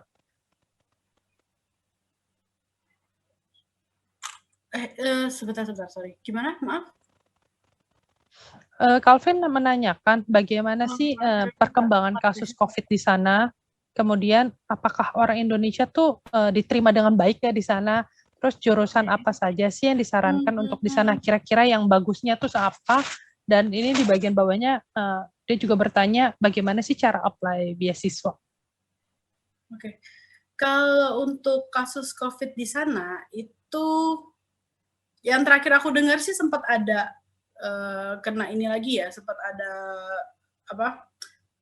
kasus COVID yang baru lagi. Cuman pemerintah sana itu cepat untuk melakukan lockdown. Itu sih, dan mereka tuh efektif banget untuk melakukan lockdown-nya. Beda sama kita yang ada di sini yang masih suka diam-diam pergi-pergi. Kalau di sana tuh enggak, memang benar-benar karena kan Alipay itu juga ngecek kamu punya GPS. Nah itu yang mungkin jadi gampang untuk ngecek kamu kemana-mana. Gitu. Apalagi mereka bayar apa-apa itu scan, itu ada record lokasi-lokasi kalian nge-scan bayar uang kan. Nah kalau untuk orang Indonesia di welcome nggak di sana? Ya kalau misalnya nggak apa-apa ya nggak apa-apa gitu. Karena bos aku yang di perusahaanku yang kemarin itu ya dia udah balik lagi ke China, udah nggak kenapa-napa gitu. Ya kamu nggak positif COVID toh, kamu juga udah vaksin kan, ya nggak kenapa-napa toh balik sana gitu. Cuman kalau memang yang nakal-nakal, contoh yang kayak TKI ilegal, nah itu mereka sangat-sangat sensitif. Gitu. Mereka sangat-sangat gak suka gitu, karena buat orang Cina mencari pekerjaan di sana itu sulit, apalagi kalau kamu ilegal. Tapi kalau memang kamu legal dan punya skill dan memang kamu ya lebih hebat daripada mereka ya mereka nggak bisa ngomong apa-apa kayak gitu sih. Jurusan apa aja yang disarankan di sana? Balik lagi ke kesukaan diri kamu apa gitu. Karena kayak tadi aku bilang kan, kamu jurusan Vkom pun kamu bisa ambil arsitektur kok di sana gitu. Nah, kamu demennya apa? Kalau memang tujuannya adalah untuk bisnis dengan China, otomatis pasti jurusan yang lebih baik ya, bisnis, manajemen, ekonomi gitu. Tapi kalau tujuannya adalah untuk ya memang kamu pengen menekuni bidang yang kamu mau tekunin, ya kamu ambil yang memang menurut kamu baik seperti itu. Cuman kalau memang tujuannya trading, ya pasti ngambilnya bisnis. Itu aja. Menurut aku seperti itu sih. Oke, ini masih berkaitan nih, Kaliana bertanya, menurut Ci Herlin, mengapa sih S2-nya penting? S2 penting. Oke, menurutku, bahkan aku masih mau S3 ya. Kenapa S2 itu penting? Karena itu membuka pandangan baru. Sebenarnya yang kita pelajarin di kelas itu apa sih? Kalau waktu S1, apa bedanya ngambil S1 sama SMA? Apa bedanya S1 sama S2 gitu? Yang beda itu adalah cara berdiskusi, cara membuka pandangan, menambah wawasan, dan juga pola pikir. Jadi bedanya di situ. Waktu ke SMA, kita kan banyak kan disuapin. Jadi kita disuapin aja nih pelajaran-pelajaran, kelas-kelas kita disuapin terus. Nah, pas kita S1, kita sudah mulai diasah untuk berpikir, studi kasus, terjun ke lapangan langsung untuk ngecek, melakukan penelitian-penelitian kecil, kuesioner gitu ya. Nah, pas S2 apalagi, kelas S2 itu nggak seperti kelas kalian S1. Jadi aku 3 tahun, program S2 aku 2 tahun di sana, 1 tahun itu kelas, tapi yang 1 semester pertama itu memang kelas full, karena itu teori, banyak kan teori, penerapan teori, segala macam diskusi di kelas. Jadi, minggu pertama itu ya semua dosen kasih teori, minggu kedua juga masih kasih teori. Setelah itu, kita semua diskusi, dikasih studi kasus dan mulai berdiskusi kelompok seperti itu. Nah, pas semester kedua, itu malahan kelasnya cuma di minggu pertama. Minggu setelahnya, kita itu udah dibikin untuk mengerjakan penelitian sendiri. Penelitian-penelitian kecil, bergrup, berkelompok, seperti itu. Nah, di sini kan kita mau nggak mau diasah ya, gimana cara nerapin teori yang udah dipelajari di kelas dan untuk menerapkannya dalam penelitian kita gitu. Memang belum menerapkan dalam kehidupan nyata, tapi kan dalam penelitian ngambil topik segala macam. Jadi yang membedakan adalah ketika kamu S2 itu kamu akan diajar untuk berpikiran yang lebih gitu untuk menerapkan teori-teori yang sudah dipelajari gitu. Nilai-nilai dalam hidup yang udah dipelajari ya di situ diterapkan. Seperti itu sih. Jadi mungkin nanti akan lebih bisa debat, lebih bisa diskusi yang lebih dalam lagi seperti itu. Tuh. Oke, kalau Herlin kalau pengen S3, S3-nya ngambil apa jurusannya? Apakah pengen explore bidang lain lagi? Apa gimana? Sepertinya saya paling mentok ya masuknya ke ekonomi lagi deh. Nggak mungkin tiba-tiba nyasar ke astronot atau ke yang aneh-aneh gitu ya, soalnya terlalu jauh. Aku tuh cuma mikir gimana nanti tulis disertasinya. Ketika kita lompat yang terlalu jauh dari bidang kita, waktu aku ngambil S2, itu kan akhirnya ngambilnya, menyetujui profesorku untuk ngambil consumer behavior. Consumer behavior itu kan tetap masih ada nilai-nilai komunikasi, walaupun tidak secara jelas banget ya. Nah, ketika kita ngambilnya benar-benar di luar dari S1, S2 kita, itu akan agak sulit sih menurutku. Jadi pasti S3 aku akan ngambil ekonomi lagi. Mungkin international trading lagi ngelanjutin, seperti itu. Pengen lebih difokuskan lagi kali ya, kalau misalnya itu. Jadi kan ya kita S1 belajar teori, S2 mulai praktek, ya S3 kita melakukan kolaborasinya itulah lebih mendalam lagi. Yeah. Rencananya mau di China lagi? Atau beda negara lagi? Cari yang uang beasiswanya besar lah. Lumayan lah ya buat biaya hidup Contoh juga satu di ya sana ya. teman-teman, temanku ada yang apply ke Taiwan, tapi Taiwan nilai uang beasiswanya kecil, jadi kalian pikir-pikir kalau mau ke sana. Ini info aja. Taiwan tuh nilai beasiswanya sekitar cuma 1.700 renminbi kalau diremimpikan, jadi agak kecil sih. Sedangkan di China kita untuk, dia S3 loh. Nah, kita di China S3 4.500, 9 juta loh teman-teman. Itu 9 juta ya ngerjain belajar sih, tapi maksudnya kan ada beda nilainya seperti itu. Tapi ada aturannya nggak sih kalau beasiswa kayak gitu setelah program beasiswa harus balik ke negara asalnya lagi? Kebetulan kalau si ESI enggak. Kalau si ESI, jadi dia ada beberapa program. Ada yang program khusus untuk jurnalistik. Nah, itu biasanya ya balik ke negaranya untuk ngerjain jurnalistik di negaranya kan. Tapi ada yang enggak. Kebetulan yang si ESI ini enggak. Jadi bebas. Enggak ada tuntutan untuk ngajar lagi dan segala macam itu enggak ada. Gitu. Cuma memang selama kita program beasiswa kita tidak boleh bekerja. Itu yang udah pasti. Ya. Itu doang. Istilahnya bisa lebih bebas lah ya. Mm-mm. Meskipun tapi kayak kita cuman part time gitu, kayak ada yang suka part time di Starbucks gitu. Kalau ketahuan nggak boleh, dan mereka juga nggak berani terima sih. Makanya akhirnya mereka banyak kan kalau memang part time itu yang di klub-klub gitu kan ya, nggak. Agak nakal dikit lah ya. Ya bukan nakal sih, cuma jam kerjanya itu pagi kan ya kalau di klub. Temenku banyak yang kerja di klub untuk part time. Cuman di klub itu mereka part time apa jadi bartender, yang memang punya skill mixing ya jadi bartender, terus misalkan jadi kayak apa usher yang nemenin tamunya ke dalam kayak gitulah, enggak. Oke, ini ada pertanyaan selanjutnya dari Nicholas. Dia menanyakan bagaimana sih cara membagi waktu ketika tengah mengambil gelar master? Apakah ada waktu untuk bekerja sambil menjalankan studi?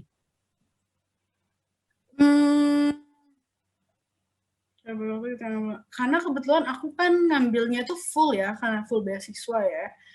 Tapi kalau misalnya sambil bekerja, sebenarnya bisa. Karena waktu aku kerja yang di Fucing itu kan kami HQ-nya di Surabaya. Temanku di Surabaya itu dia ngambil S2 bisnis. Jadi memang dia kelasnya kelas malam.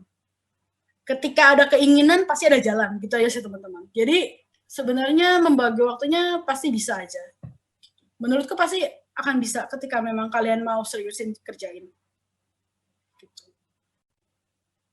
Ya, yang penting berarti kita kalau mau niat, ya mau begadang-begadang kita relain lah ya demi mendapatkan gelar S2, apalagi yang kita dulu sudah diberikan beasiswa gitu lah ya. Jadi ada konsekuensi yang ya kita nggak boleh melakukan hal yang sia-sia lah. Kita harus memotivasi diri kita untuk menjadi lebih baik lagi. Tuh. Kalau di sana ada nggak sih misalnya kita dari awal beasiswa nih, tapi di tengah-tengah misalnya kayak kita buat di tesisnya kayak gitu, kita ada pemerintah sana atau bisa nggak sih memberikan bantuan untuk kayak bikin tesis kita lagi gitu? Meskipun nggak besar-besar banget lah, tapi lumayan gitu loh. Jadi kalau untuk yang program CSI itu, jadi kita ini dibawahi sama profesor. Jadi hitungannya si profesor tuh punya kuota untuk menerima murid beasiswa. Jadi biaya penelitian kita segala macam itu kalau memang kita butuh, kita minta ke profesor kita gitu. Jadi kita ini di bawah biaya penelitiannya si profesor. Jadi memang nggak ada biaya tambahan untuk si murid CSI-nya lagi. Jadi kalau ada kebutuhan untuk ikut konferensi, kebutuhan penelitian harus beli alat-alat, material segala macam, itu mintanya ke profesor kita seperti itu. Oh, jadi misalnya kayak kita harus ada yang jurnal atau artikel yang kita mau baca nih menarik, tapi ya bayar. Oh, bisa. Oke. Dan kebetulan memang si kampusnya ini sudah join dengan beberapa website sih, jadi kita bisa ngedownload jurnal-jurnal gratis gitu. Kalau kita di IP-nya kampus. Jadi misalkan aku laptopku nyambung ke wifi-nya kampus, itu aku bisa download banyak jurnal gratis tanpa harus bayar. Ya, jadi harus di area kampus lah ya, kurang lebihnya ngerjain tugasnya seperti itu. Ini Alisa ada mau bertanya lagi nih, untuk soal yang tadi mendiskreditkan orang asing tertentu, apakah pemerintah ada usaha untuk menjembatani perbedaan pandangan orang Tiongkok ini kepada orang asing? Lalu apakah isu ini berpengaruh dengan hubungan diplomasi Tiongkok dengan negara lain? Kalau jawab ini contoh ya, waktu aku punya teman Afrika itu ya, orang China itu banyak yang karena di Harbin mungkin ya, banyak yang kampungan. Jadi temanku kan hitam, dia gosok-gosok tuh sama dia tangannya. Dia bilang bisa putih gak? Terus temanku marah kan, ya nggak bisa lah gitu. Terus dia, ini kalau dipakai ini pisau, disilet, keluarnya darahnya warna apa? Ya merah lah gitu kan ya. Itu emosi sih, itu sangat-sangat emosi. Tapi terus temanku bilang, udahlah aku mendingan sahutin, karena emang itu nenek-nenek yang nanya gitu kan. Mungkin memang orang dari kampung banget yang nggak pernah ngeliat orang hitam. Mungkin dia seumur hidup ini cuma bakal ngeliat aku doang yang hitam, kata dia gitu kan. Terus aku bilang, ya sabar ya. Nah, di China itu nggak ada, menurutku, nggak ada usahanya pemerintahnya untuk membantu menjembatani perbedaan pandangan orang Tiongkok dengan orang asing. Karena, gimana bilangnya, mungkin ini sedikit subjektif. Contoh paling gampang adalah hubungan China dengan Jepang. Mungkin kalau teman-teman pengen tahu. China sama Jepang itu gini banget kan, tahu sama tahu lah ya, bekas Jepang dulu. Contohnya Museum Nanking, terus di Harbin pun ada Museum 731, itu bekas lab. Hitungannya camp Nazinya Jepang di Harbin. Itu tempat percobaan, dan itu serem banget. Sampai sekarang kita kalau ke sana kalau musim panas pun nggak boleh sembarangan, karena takut masih ada bekas-bekas radiasi. Apakah pemerintah Cina melakukan sesuatu? Yang dia lakukan adalah setiap tahun sekolah, baik sekolah dasar maupun sekolah yang sudah, bahkan yang udah kuliah pun, itu wajib mengunjungi tempat-tempat bekas disiksanya orang Cina sama Jepang. Kalau kalian mau tahu.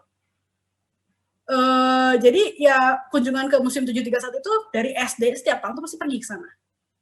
Dan buku sejarahnya juga beda.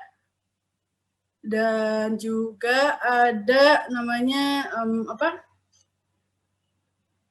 wajib mengunjungi tempat berdirinya partai mereka itu ya. Itu memang salah satu cara mereka untuk menekankan, menguatkan pandangan-pandangan negara mereka, kecintaan terhadap negaranya. Jadi apakah maksudnya China ini untuk mendiskreditkan orang Jepang? Enggak.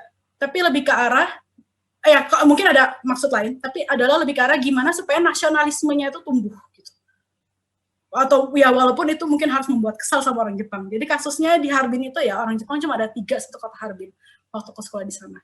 Dan beberapa tahun sebelumnya sempat ada kasus pembunuhan murid Jepang di sana. Jadi memang Harbin itu sangat-sangat gak suka banget sama orang Jepang. Tapi banyak orang Jepang yang nikah sama orang Harbin dan punya anak gitu. Ya ada juga. Cuman memang kalau untuk apakah pemerintah melakukan usaha tertentu untuk menjembatani? Menurutku yang aku rasakan belum ada. Seperti itu. Apakah itu mengganggu hubungan diplomasi Tiongkok? Ya contohnya Jepang dengan China, seperti itu aja. Itu contoh kasus yang paling gampang kita ambil karena memang suka kelihatan masih hot gitu kan. Sama satu lagi kalau ke Cina, tiba-tiba waktu itu aku lihat foto kalian, kalau ada yang tahu fotonya Kokoli, itu kan artis Hong Kong ya seingat aku. Aku bilang loh, dia orang Hong Kong kan? Aku langsung disemprot sama teman Cina aku. Hong Kong itu kan Cina, dia orang Cina. Oh iya. Itu yang kalian mungkin nanti kalau ke Cina mesti sedikit noted ya, Hong Kong, Taiwan gitu jangan disebut negara lain gitu. Makau juga gitu. Itu sih. Tapi ya kalau kita nggak aneh-aneh sebenarnya nggak masalah di sana. Gitu aja. Erlit, kalau di sana masih kalau di kayak model di Hong Kong kayak gitu kan belanja gitu pagi-pagi gitu, kita kalau nawar-nawar yang ada kita suka diomelin. Kalau di Harbin sama nggak sih kurang lebihnya kayak gitu? Sebenarnya tergantung nawarnya. Temanku juga pernah diomelin beli celana. Ya ini mindsetnya. Orang Indonesia kalau ke Cina pasti taunya kalau nawar tuh harus 30% dari harga yang ditawarkan. Itu salah sih. Kalau kalian pergi ke Beijing, ke tempat-tempat yang turis spot, iya wajar, karena memang mereka markup harganya tinggi. Tapi kalau kalian tiba-tiba yang lagi di tempat yang biasa-biasa aja, hitungannya kayak ke pasar kamu biasa, terus kamu tawar, dia tulis 100, kamu tawar 30, pasti dia marah. Karena memang, ya itu karena itu tempat biasa gitu loh, mereka markup, tapi bukan markup yang gila-gilaan. Dan cara nawarnya, jadi temanku tuh cowok ya, nawarnya jutek banget, nih 30 lah gitu. Dimarahin langsung sama AI-nya itu kan, sama tante-tantenya itu kan. Aku bilang, aduh, Cici kamu jangan gitulah, kamu hari ini cantik banget loh, gitu loh, rayu dulu gitu loh.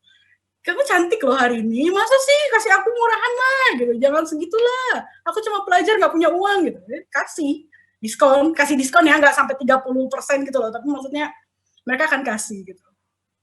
Bisa nawar, tapi ya jangan nawar yang langsung kayak orang jutek itu ya nggak diladenin. Karena kan itu pasar biasa. Seperti itu sih. Dan lagian aku akhirnya sekarang jarang belanja di tempat, karena kita ada Taobao. Itu kayak Shopee, tapi itu lebih bahaya daripada Shopee. Karena itu kamu mau beli satuan bisa, mau beli grosiran bisa. Cuma tinggal cari suppliernya, dan itu bisa murah banget. Jadi aku udah nggak pernah belanja di luar kalau di sana. Semuanya Taobao. Dan itu cepet banget pengantarannya, cepet banget. Gitu. China untuk sistem transportasi umum pengantaran barang itu udah bagus. Jadi kamu pesan barang dari selatan, paling nyampe di utara, padahal jauh loh ya, jarak China selatan ke utara tuh 2-3 hari sampai. Memang bagus sistem di sana. Jadi untuk transportasinya udah bagus. Seperti itu sih. Jadi kita udah jarang tawar-tawaran sih. Takut dimarahin juga. Ya kalau di sana soalnya apa-apa mesti kita juga naik public transport juga sih ya. Kalau mau kayak modelnya kita kalau apalagi pelajar gitu, jadi cari ya tempatnya agak murah-murah. Cuman ya kalau mau nawar kira-kira juga lah ya. Iya, perasaan gitu ya. Itu iya sih. Oke, ini selanjutnya ada Fajar mau bertanya, bagaimana sih awalnya Herlin itu join di PPI, itu seperti apa? Kemudian kontribusi untuk negara pada masa kakak studi di sana seperti apa? Oke, kenapa join PPI? Jadi gini, tadi kan aku udah cerita kalau S2 kita, intinya kalau kita belajar di kuliah di tempat asing gitu, kita kadang-kadang tuh nggak punya, kurang pengalaman, kurang kegiatan gitu ya. Bosen kan daripada ngelakuin hal-hal yang tidak positif, akhirnya kita join PPI. Kebetulan memang karena muridnya dikit, jadi mau nggak mau juga bantu-bantu, awalnya bantu-bantu dulu, terus jadi tertarik. Nah, kontribusi yang bisa kita lakukan untuk negara Indonesia nih ya, kita membantu untuk menyebarkan budaya Indonesia. Jadi kayak waktu di Harbin, orang tahu Indonesia nggak? Enggak. Tapi mereka pasti tahu apa? Bali.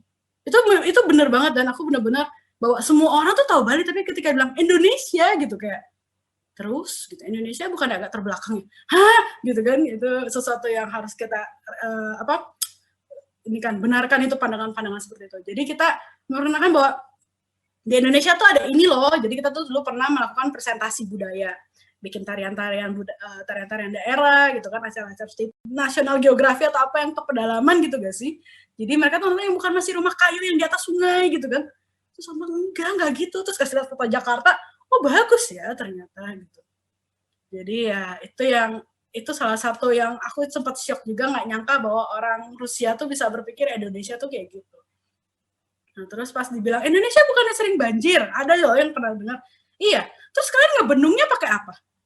Ya ngebendungnya pakai apa gitu kan, aneh gitu gak sih pertanyaannya, mungkin disangka kita desa banget gitu kan, kasih lihat foto Jakarta, oh ternyata Indonesia udah maju ya loh ya, emang gitu ya, seperti itulah teman-teman.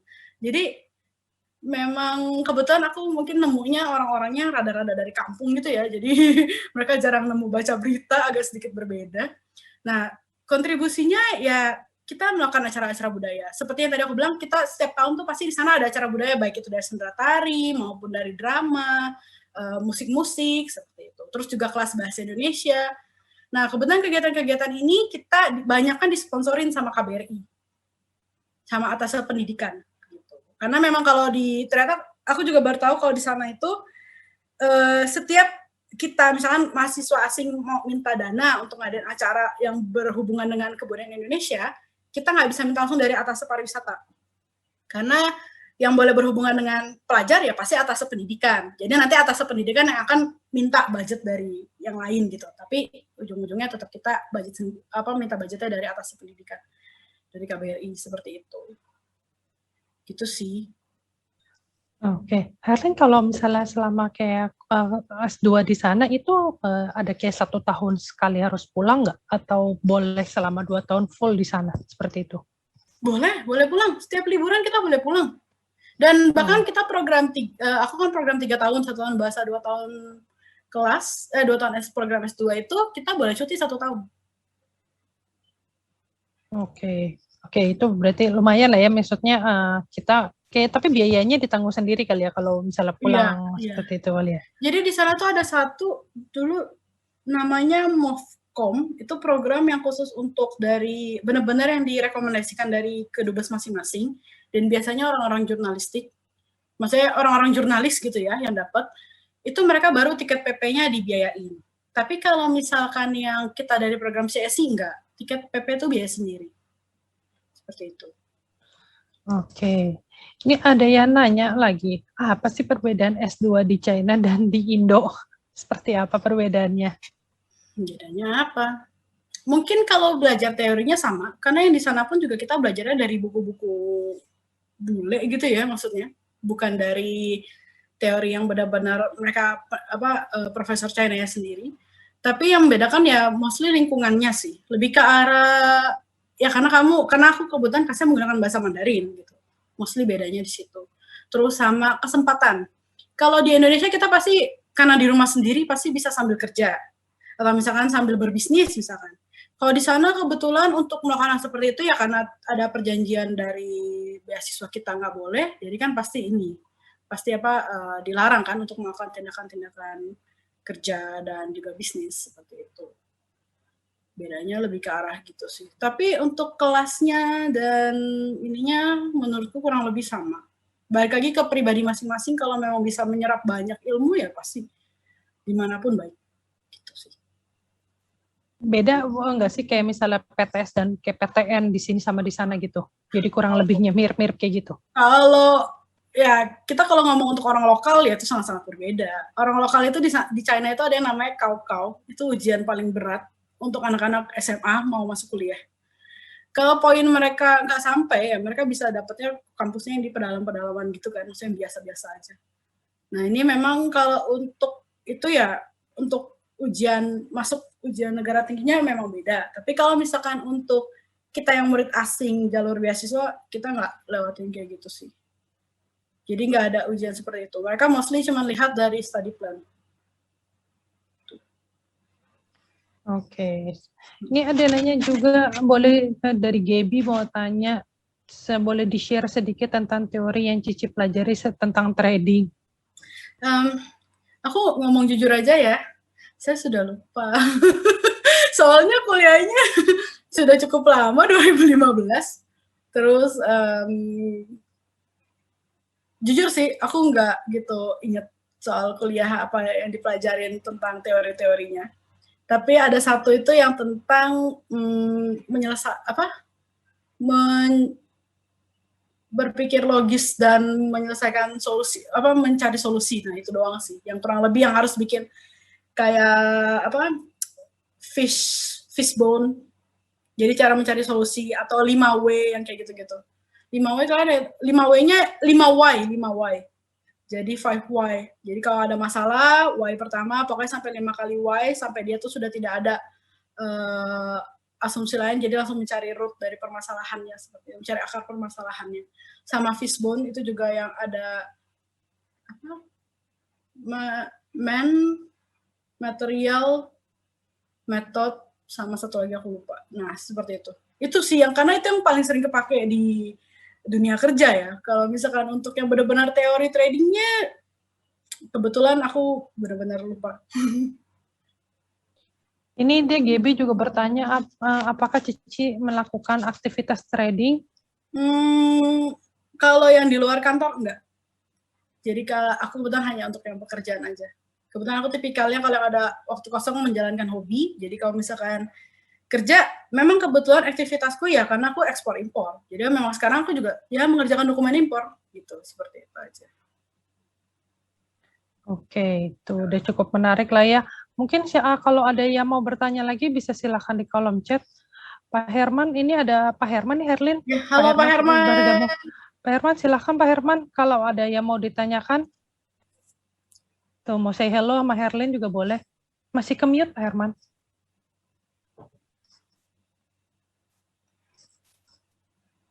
Pak Herman, ke-mute, masih di-mute.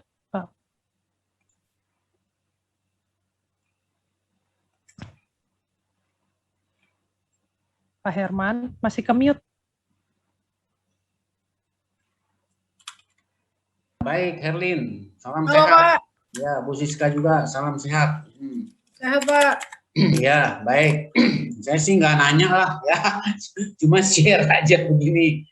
Kan kita di sini kan di Indonesia ini kan S1 kita kan memang prosesnya kan perkuliahan itu materi, terus ada program-program diskusi ya gitu ya.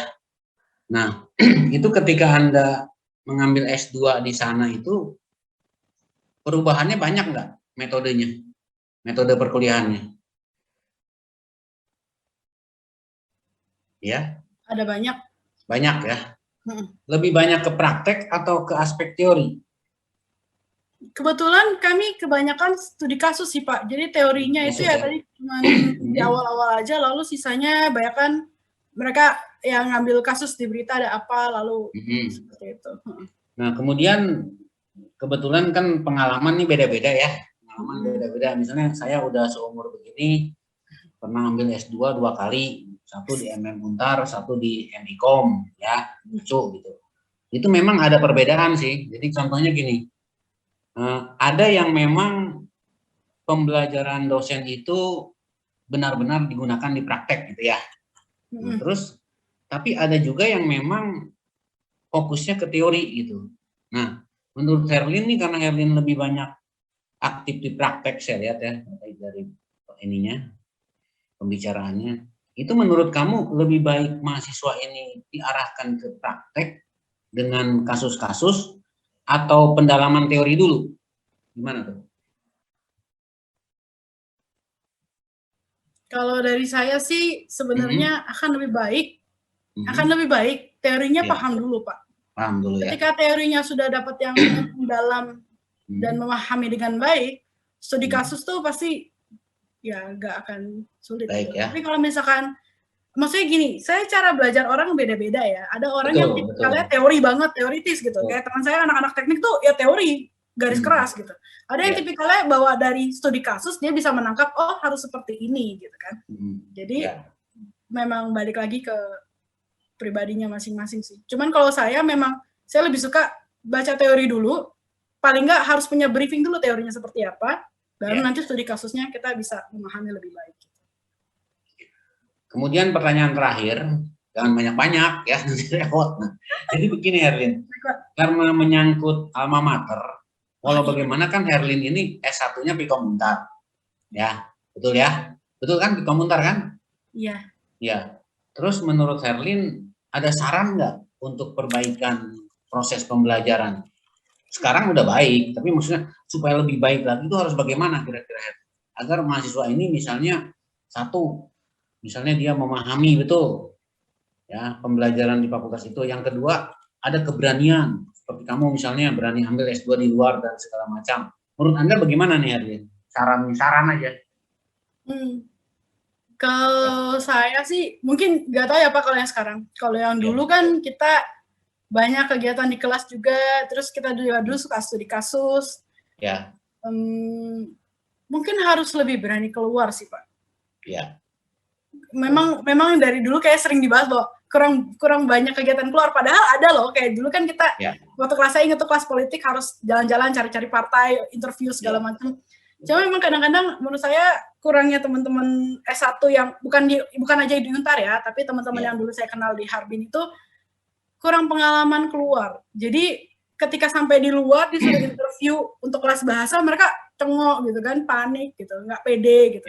Mungkin lebih ke arah baik lagi ke mindset sama mentalitinya tuh harus lebih berani. Apalagi komunikasi. Jadi memang jam terbang itu perlu ada pengalaman ya.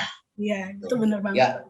Ya, terima kasih Herlin dan juga, aduh saya jadi manggil nama nih, nggak manggil ibu nih, nggak apa-apa ya. Jangan Pak, jangan panggil ibu, ya ampun. Bapak teh dosen saya juga. Gitu. Kita boleh aja manggil ibu deh ya. Oke, nggak apa-apa, kita banyak bercanda karena situasi pandemi gini kalau kita, waduh banyak pikiran bisa banyak sakit nih ya. Sudah sehat juga sudah terima kasih nih ya. Oke, Ibu Siska, terima kasih atas kesempatannya ya. Oke, semoga nanti ini bermanfaat sekali buat pencerahan mahasiswa kita di Pikom Untar sesuai dengan komposisi daripada materi di dalam perkuliahan Kapita Selekta. Oke, terima kasih. Ya. Oke, makasih juga Pak Herman. Mungkin dari teman-teman ada yang masih mau bertanya nggak? bisa silahkan mengajukan pertanyaan.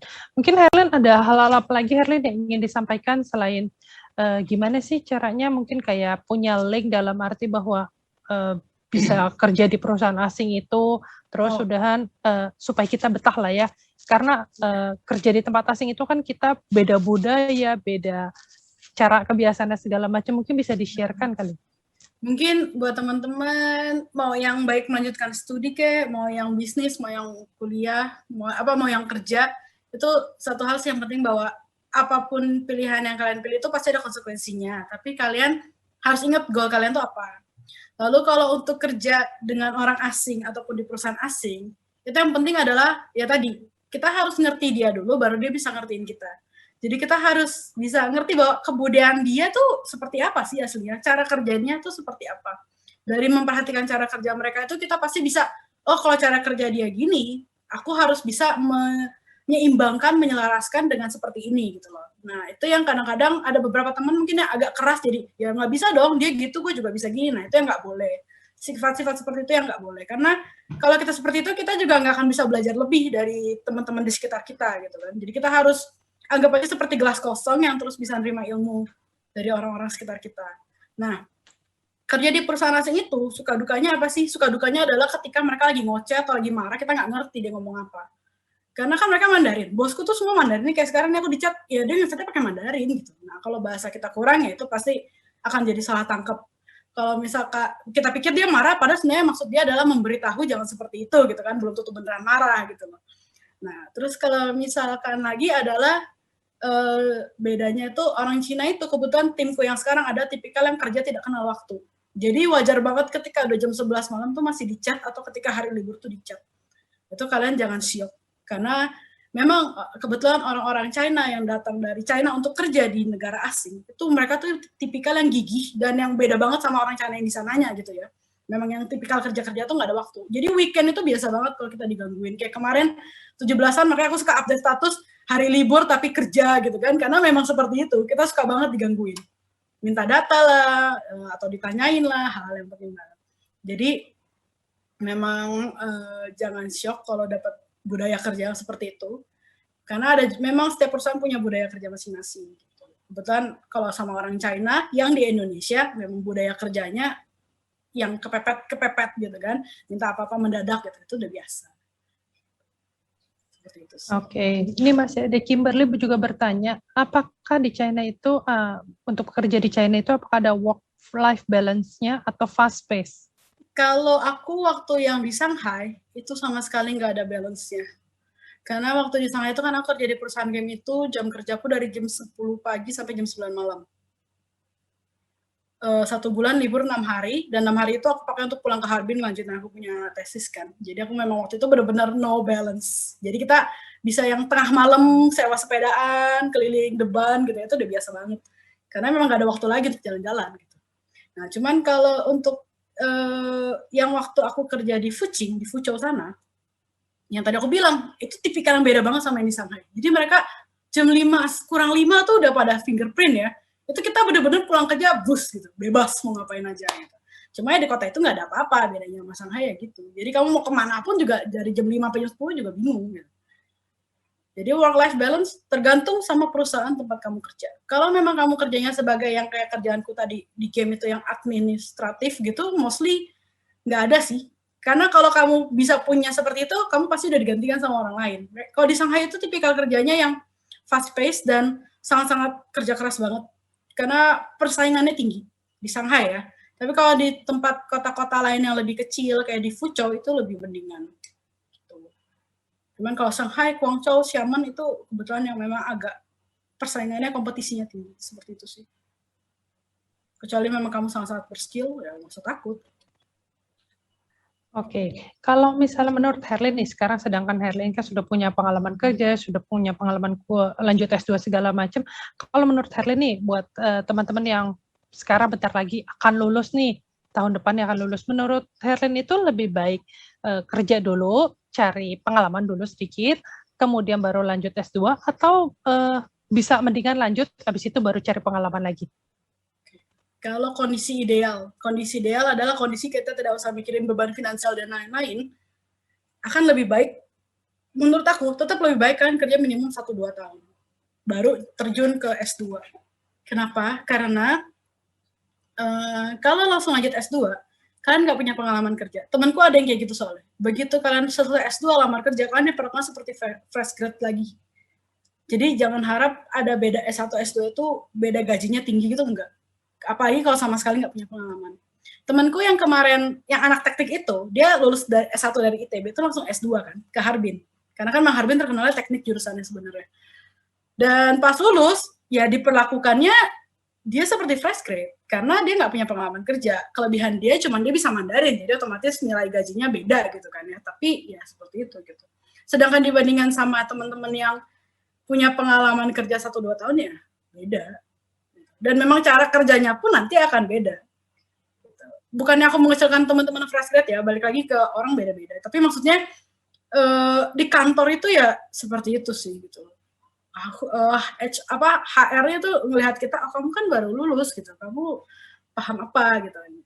Biarpun dia S2 loh ya, kamu kan nggak ngerti budaya kerja sini gitu-gitu. Makanya kenapa sebenarnya baiknya kalau kalian lulus, kerja dulu paling nggak 1 tahun punya pengalaman untuk ditulis di CV gitu, baru nanti kalian apply lagi. S2 seperti itu sih. Kalau menurutku baiknya seperti itu. Tapi banyak kok anak-anak yang lanjut terus dan ya tetap dapat kerja, tetap dapat, nggak masalah. Baik lagi ke pribadinya. Ya tinggal mulai startnya aja ya. Jadi kita startnya satu udah bisa tengah-tengah, yang satu kita ya baru mulai merintis lagi dari awal.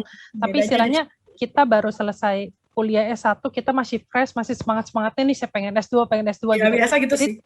Teori masih nyangkut lah ya. Kalau udah habis setahun 2 tahun kerja suka apa ya yang dipelajari ya dulu ya teorinya ya. Itu iya sih memang banyak agak repotnya di refresh. Tapi kayak sekarang aku juga kenapa akhirnya pilih kerja dulu 2-3 tahun baru lanjut S3 pun ya karena alasannya seperti itu. Supaya nanti pas lulus S3 kita nggak benar-benar nggak punya pengalaman kerja gitu doang sih. Lebih ke arah gitu aja. Jadi mungkin ini bisa jadi pertimbangan, cuman balik lagi ya nanti terserah teman-teman baiknya seperti apa. Oke. Herlin kepikiran untuk S3 mau pengen jadi apa sih setelahnya? Aku cuma pengen titelnya. Oh, titelnya. Aku ngomong jujur. Titel PhD gitu ya? Lah, aku ngomong jujur. Lah, soalnya namaku pendek ya. Kalian lihat namaku cuma 8 huruf loh. Gitu. Sedih banget kan gitu. Jadi pengen supaya panjangin dikit gimana nambahinnya gitu. Enggak, ini memang dari dulu, dari aku S1 pun aku suka ditanya teman. Oh, kamu mau lanjut sih S3 ngapain? Aku bilang ya buat nambahin panjangin nama gitu.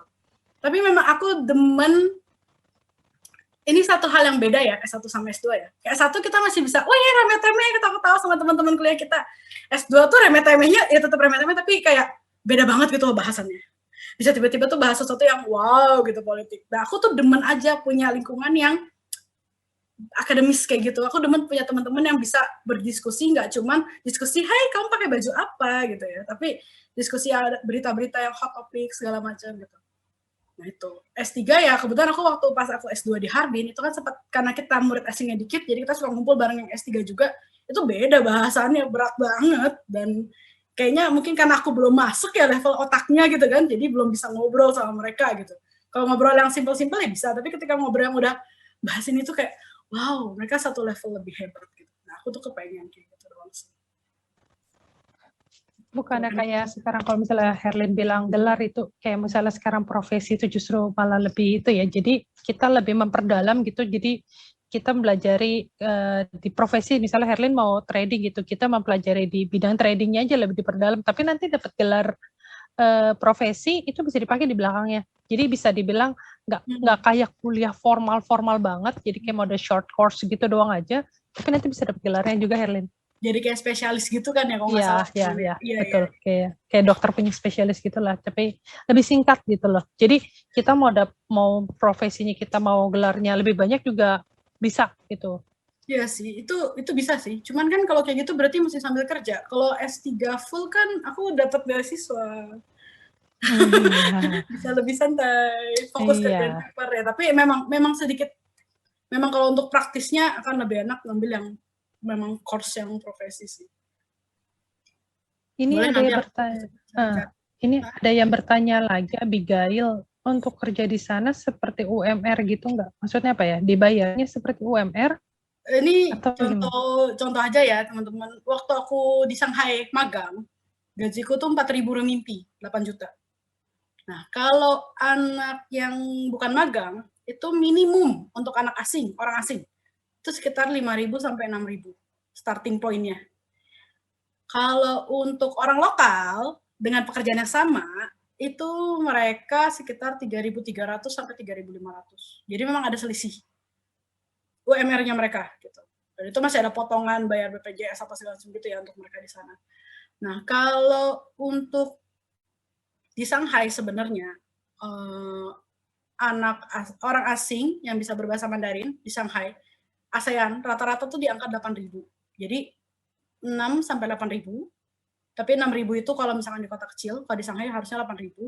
Tapi kalau misalkan kamu punya skill tambahan kayak temanku finance, gaji dia sekitar 10.000 renminbi.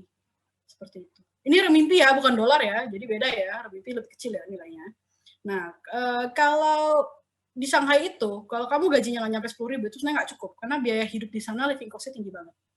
Tapi waktu aku di Fucing, itu sekitar 6.000-an. Itu cukup. Cukup banget, foya-foya, tebar-tebar uang. Karena kotanya nggak ada apa-apa gitu.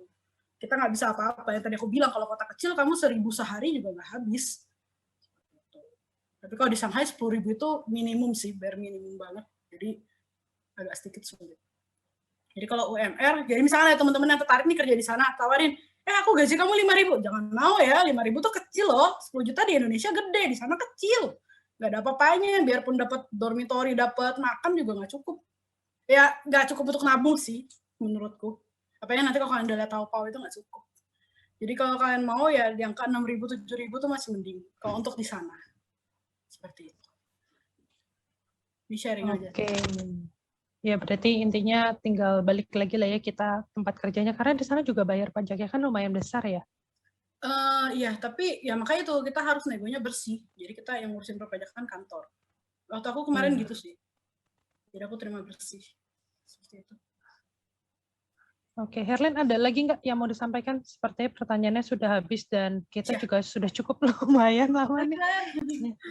Dan Mungkin ada hal-hal tips-tips apa sih yang mau di-sharekan buat adik-adik yang ingin segera lulus gitu loh, supaya motivasi. Istilahnya ini kita lagi di saat pandemi, mungkin yang cari kerja tidak semudah seperti dulu gitu loh. Mungkin ada tips-tips yang bisa di-sharing?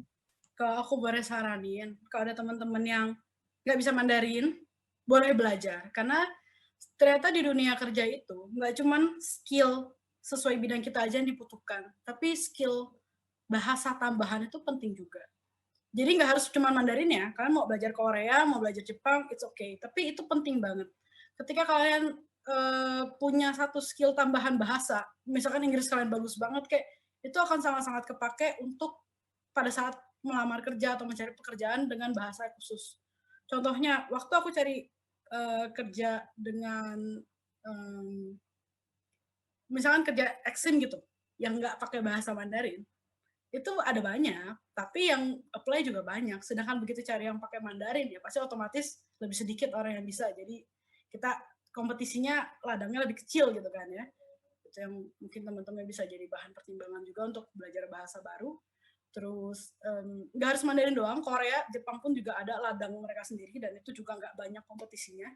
Terus kalau misalkan satu hal lagi adalah teman-teman harus berani sih menurut saya. Karena memang kita waktu kuliah S1 ini masih enak sih, karena masih ya masih ada dosen, masih diarahkan. Gitu. Tapi ketika nanti di dunia kerja itu udah nggak gitu. Kalau kitanya nggak inisiatif, kitanya nggak berani untuk belajar, nggak berani untuk bertanya, ya kita akan ketinggalan dan kita bisa stuck di tempat. Jadi teman-teman juga nanti ketika udah nyemplung misalkan ke magang pun atau pada saat membutuhkan data untuk ngerjain skripsi, ya teman-teman harus berani untuk membuat gebrakan-gebrakan baru di kehidupan teman-teman sendiri. Gitu. Harus berani untuk bertanya kak, atau misalkan, oh ini teori-teori baru, kamu pelajari hal-hal baru. Itu penting banget juga. Seperti itu sih kurang lebih. Jadi ya jangan pernah berhenti belajar, itu yang paling penting. Karena apapun, hal sekecil apapun, itu pasti bisa kita pelajarin. Semodel dari teman kita kok tiap hari masuk kantor jam 7 tiba-tiba hanya 7.30, kenapa gitu. Bisa aja kita bisa mengetahui dia secara personal lebih dekat, lebih baik. Itu juga kadang-kadang ada butuhnya gitu kan ya. Boleh seperti itu.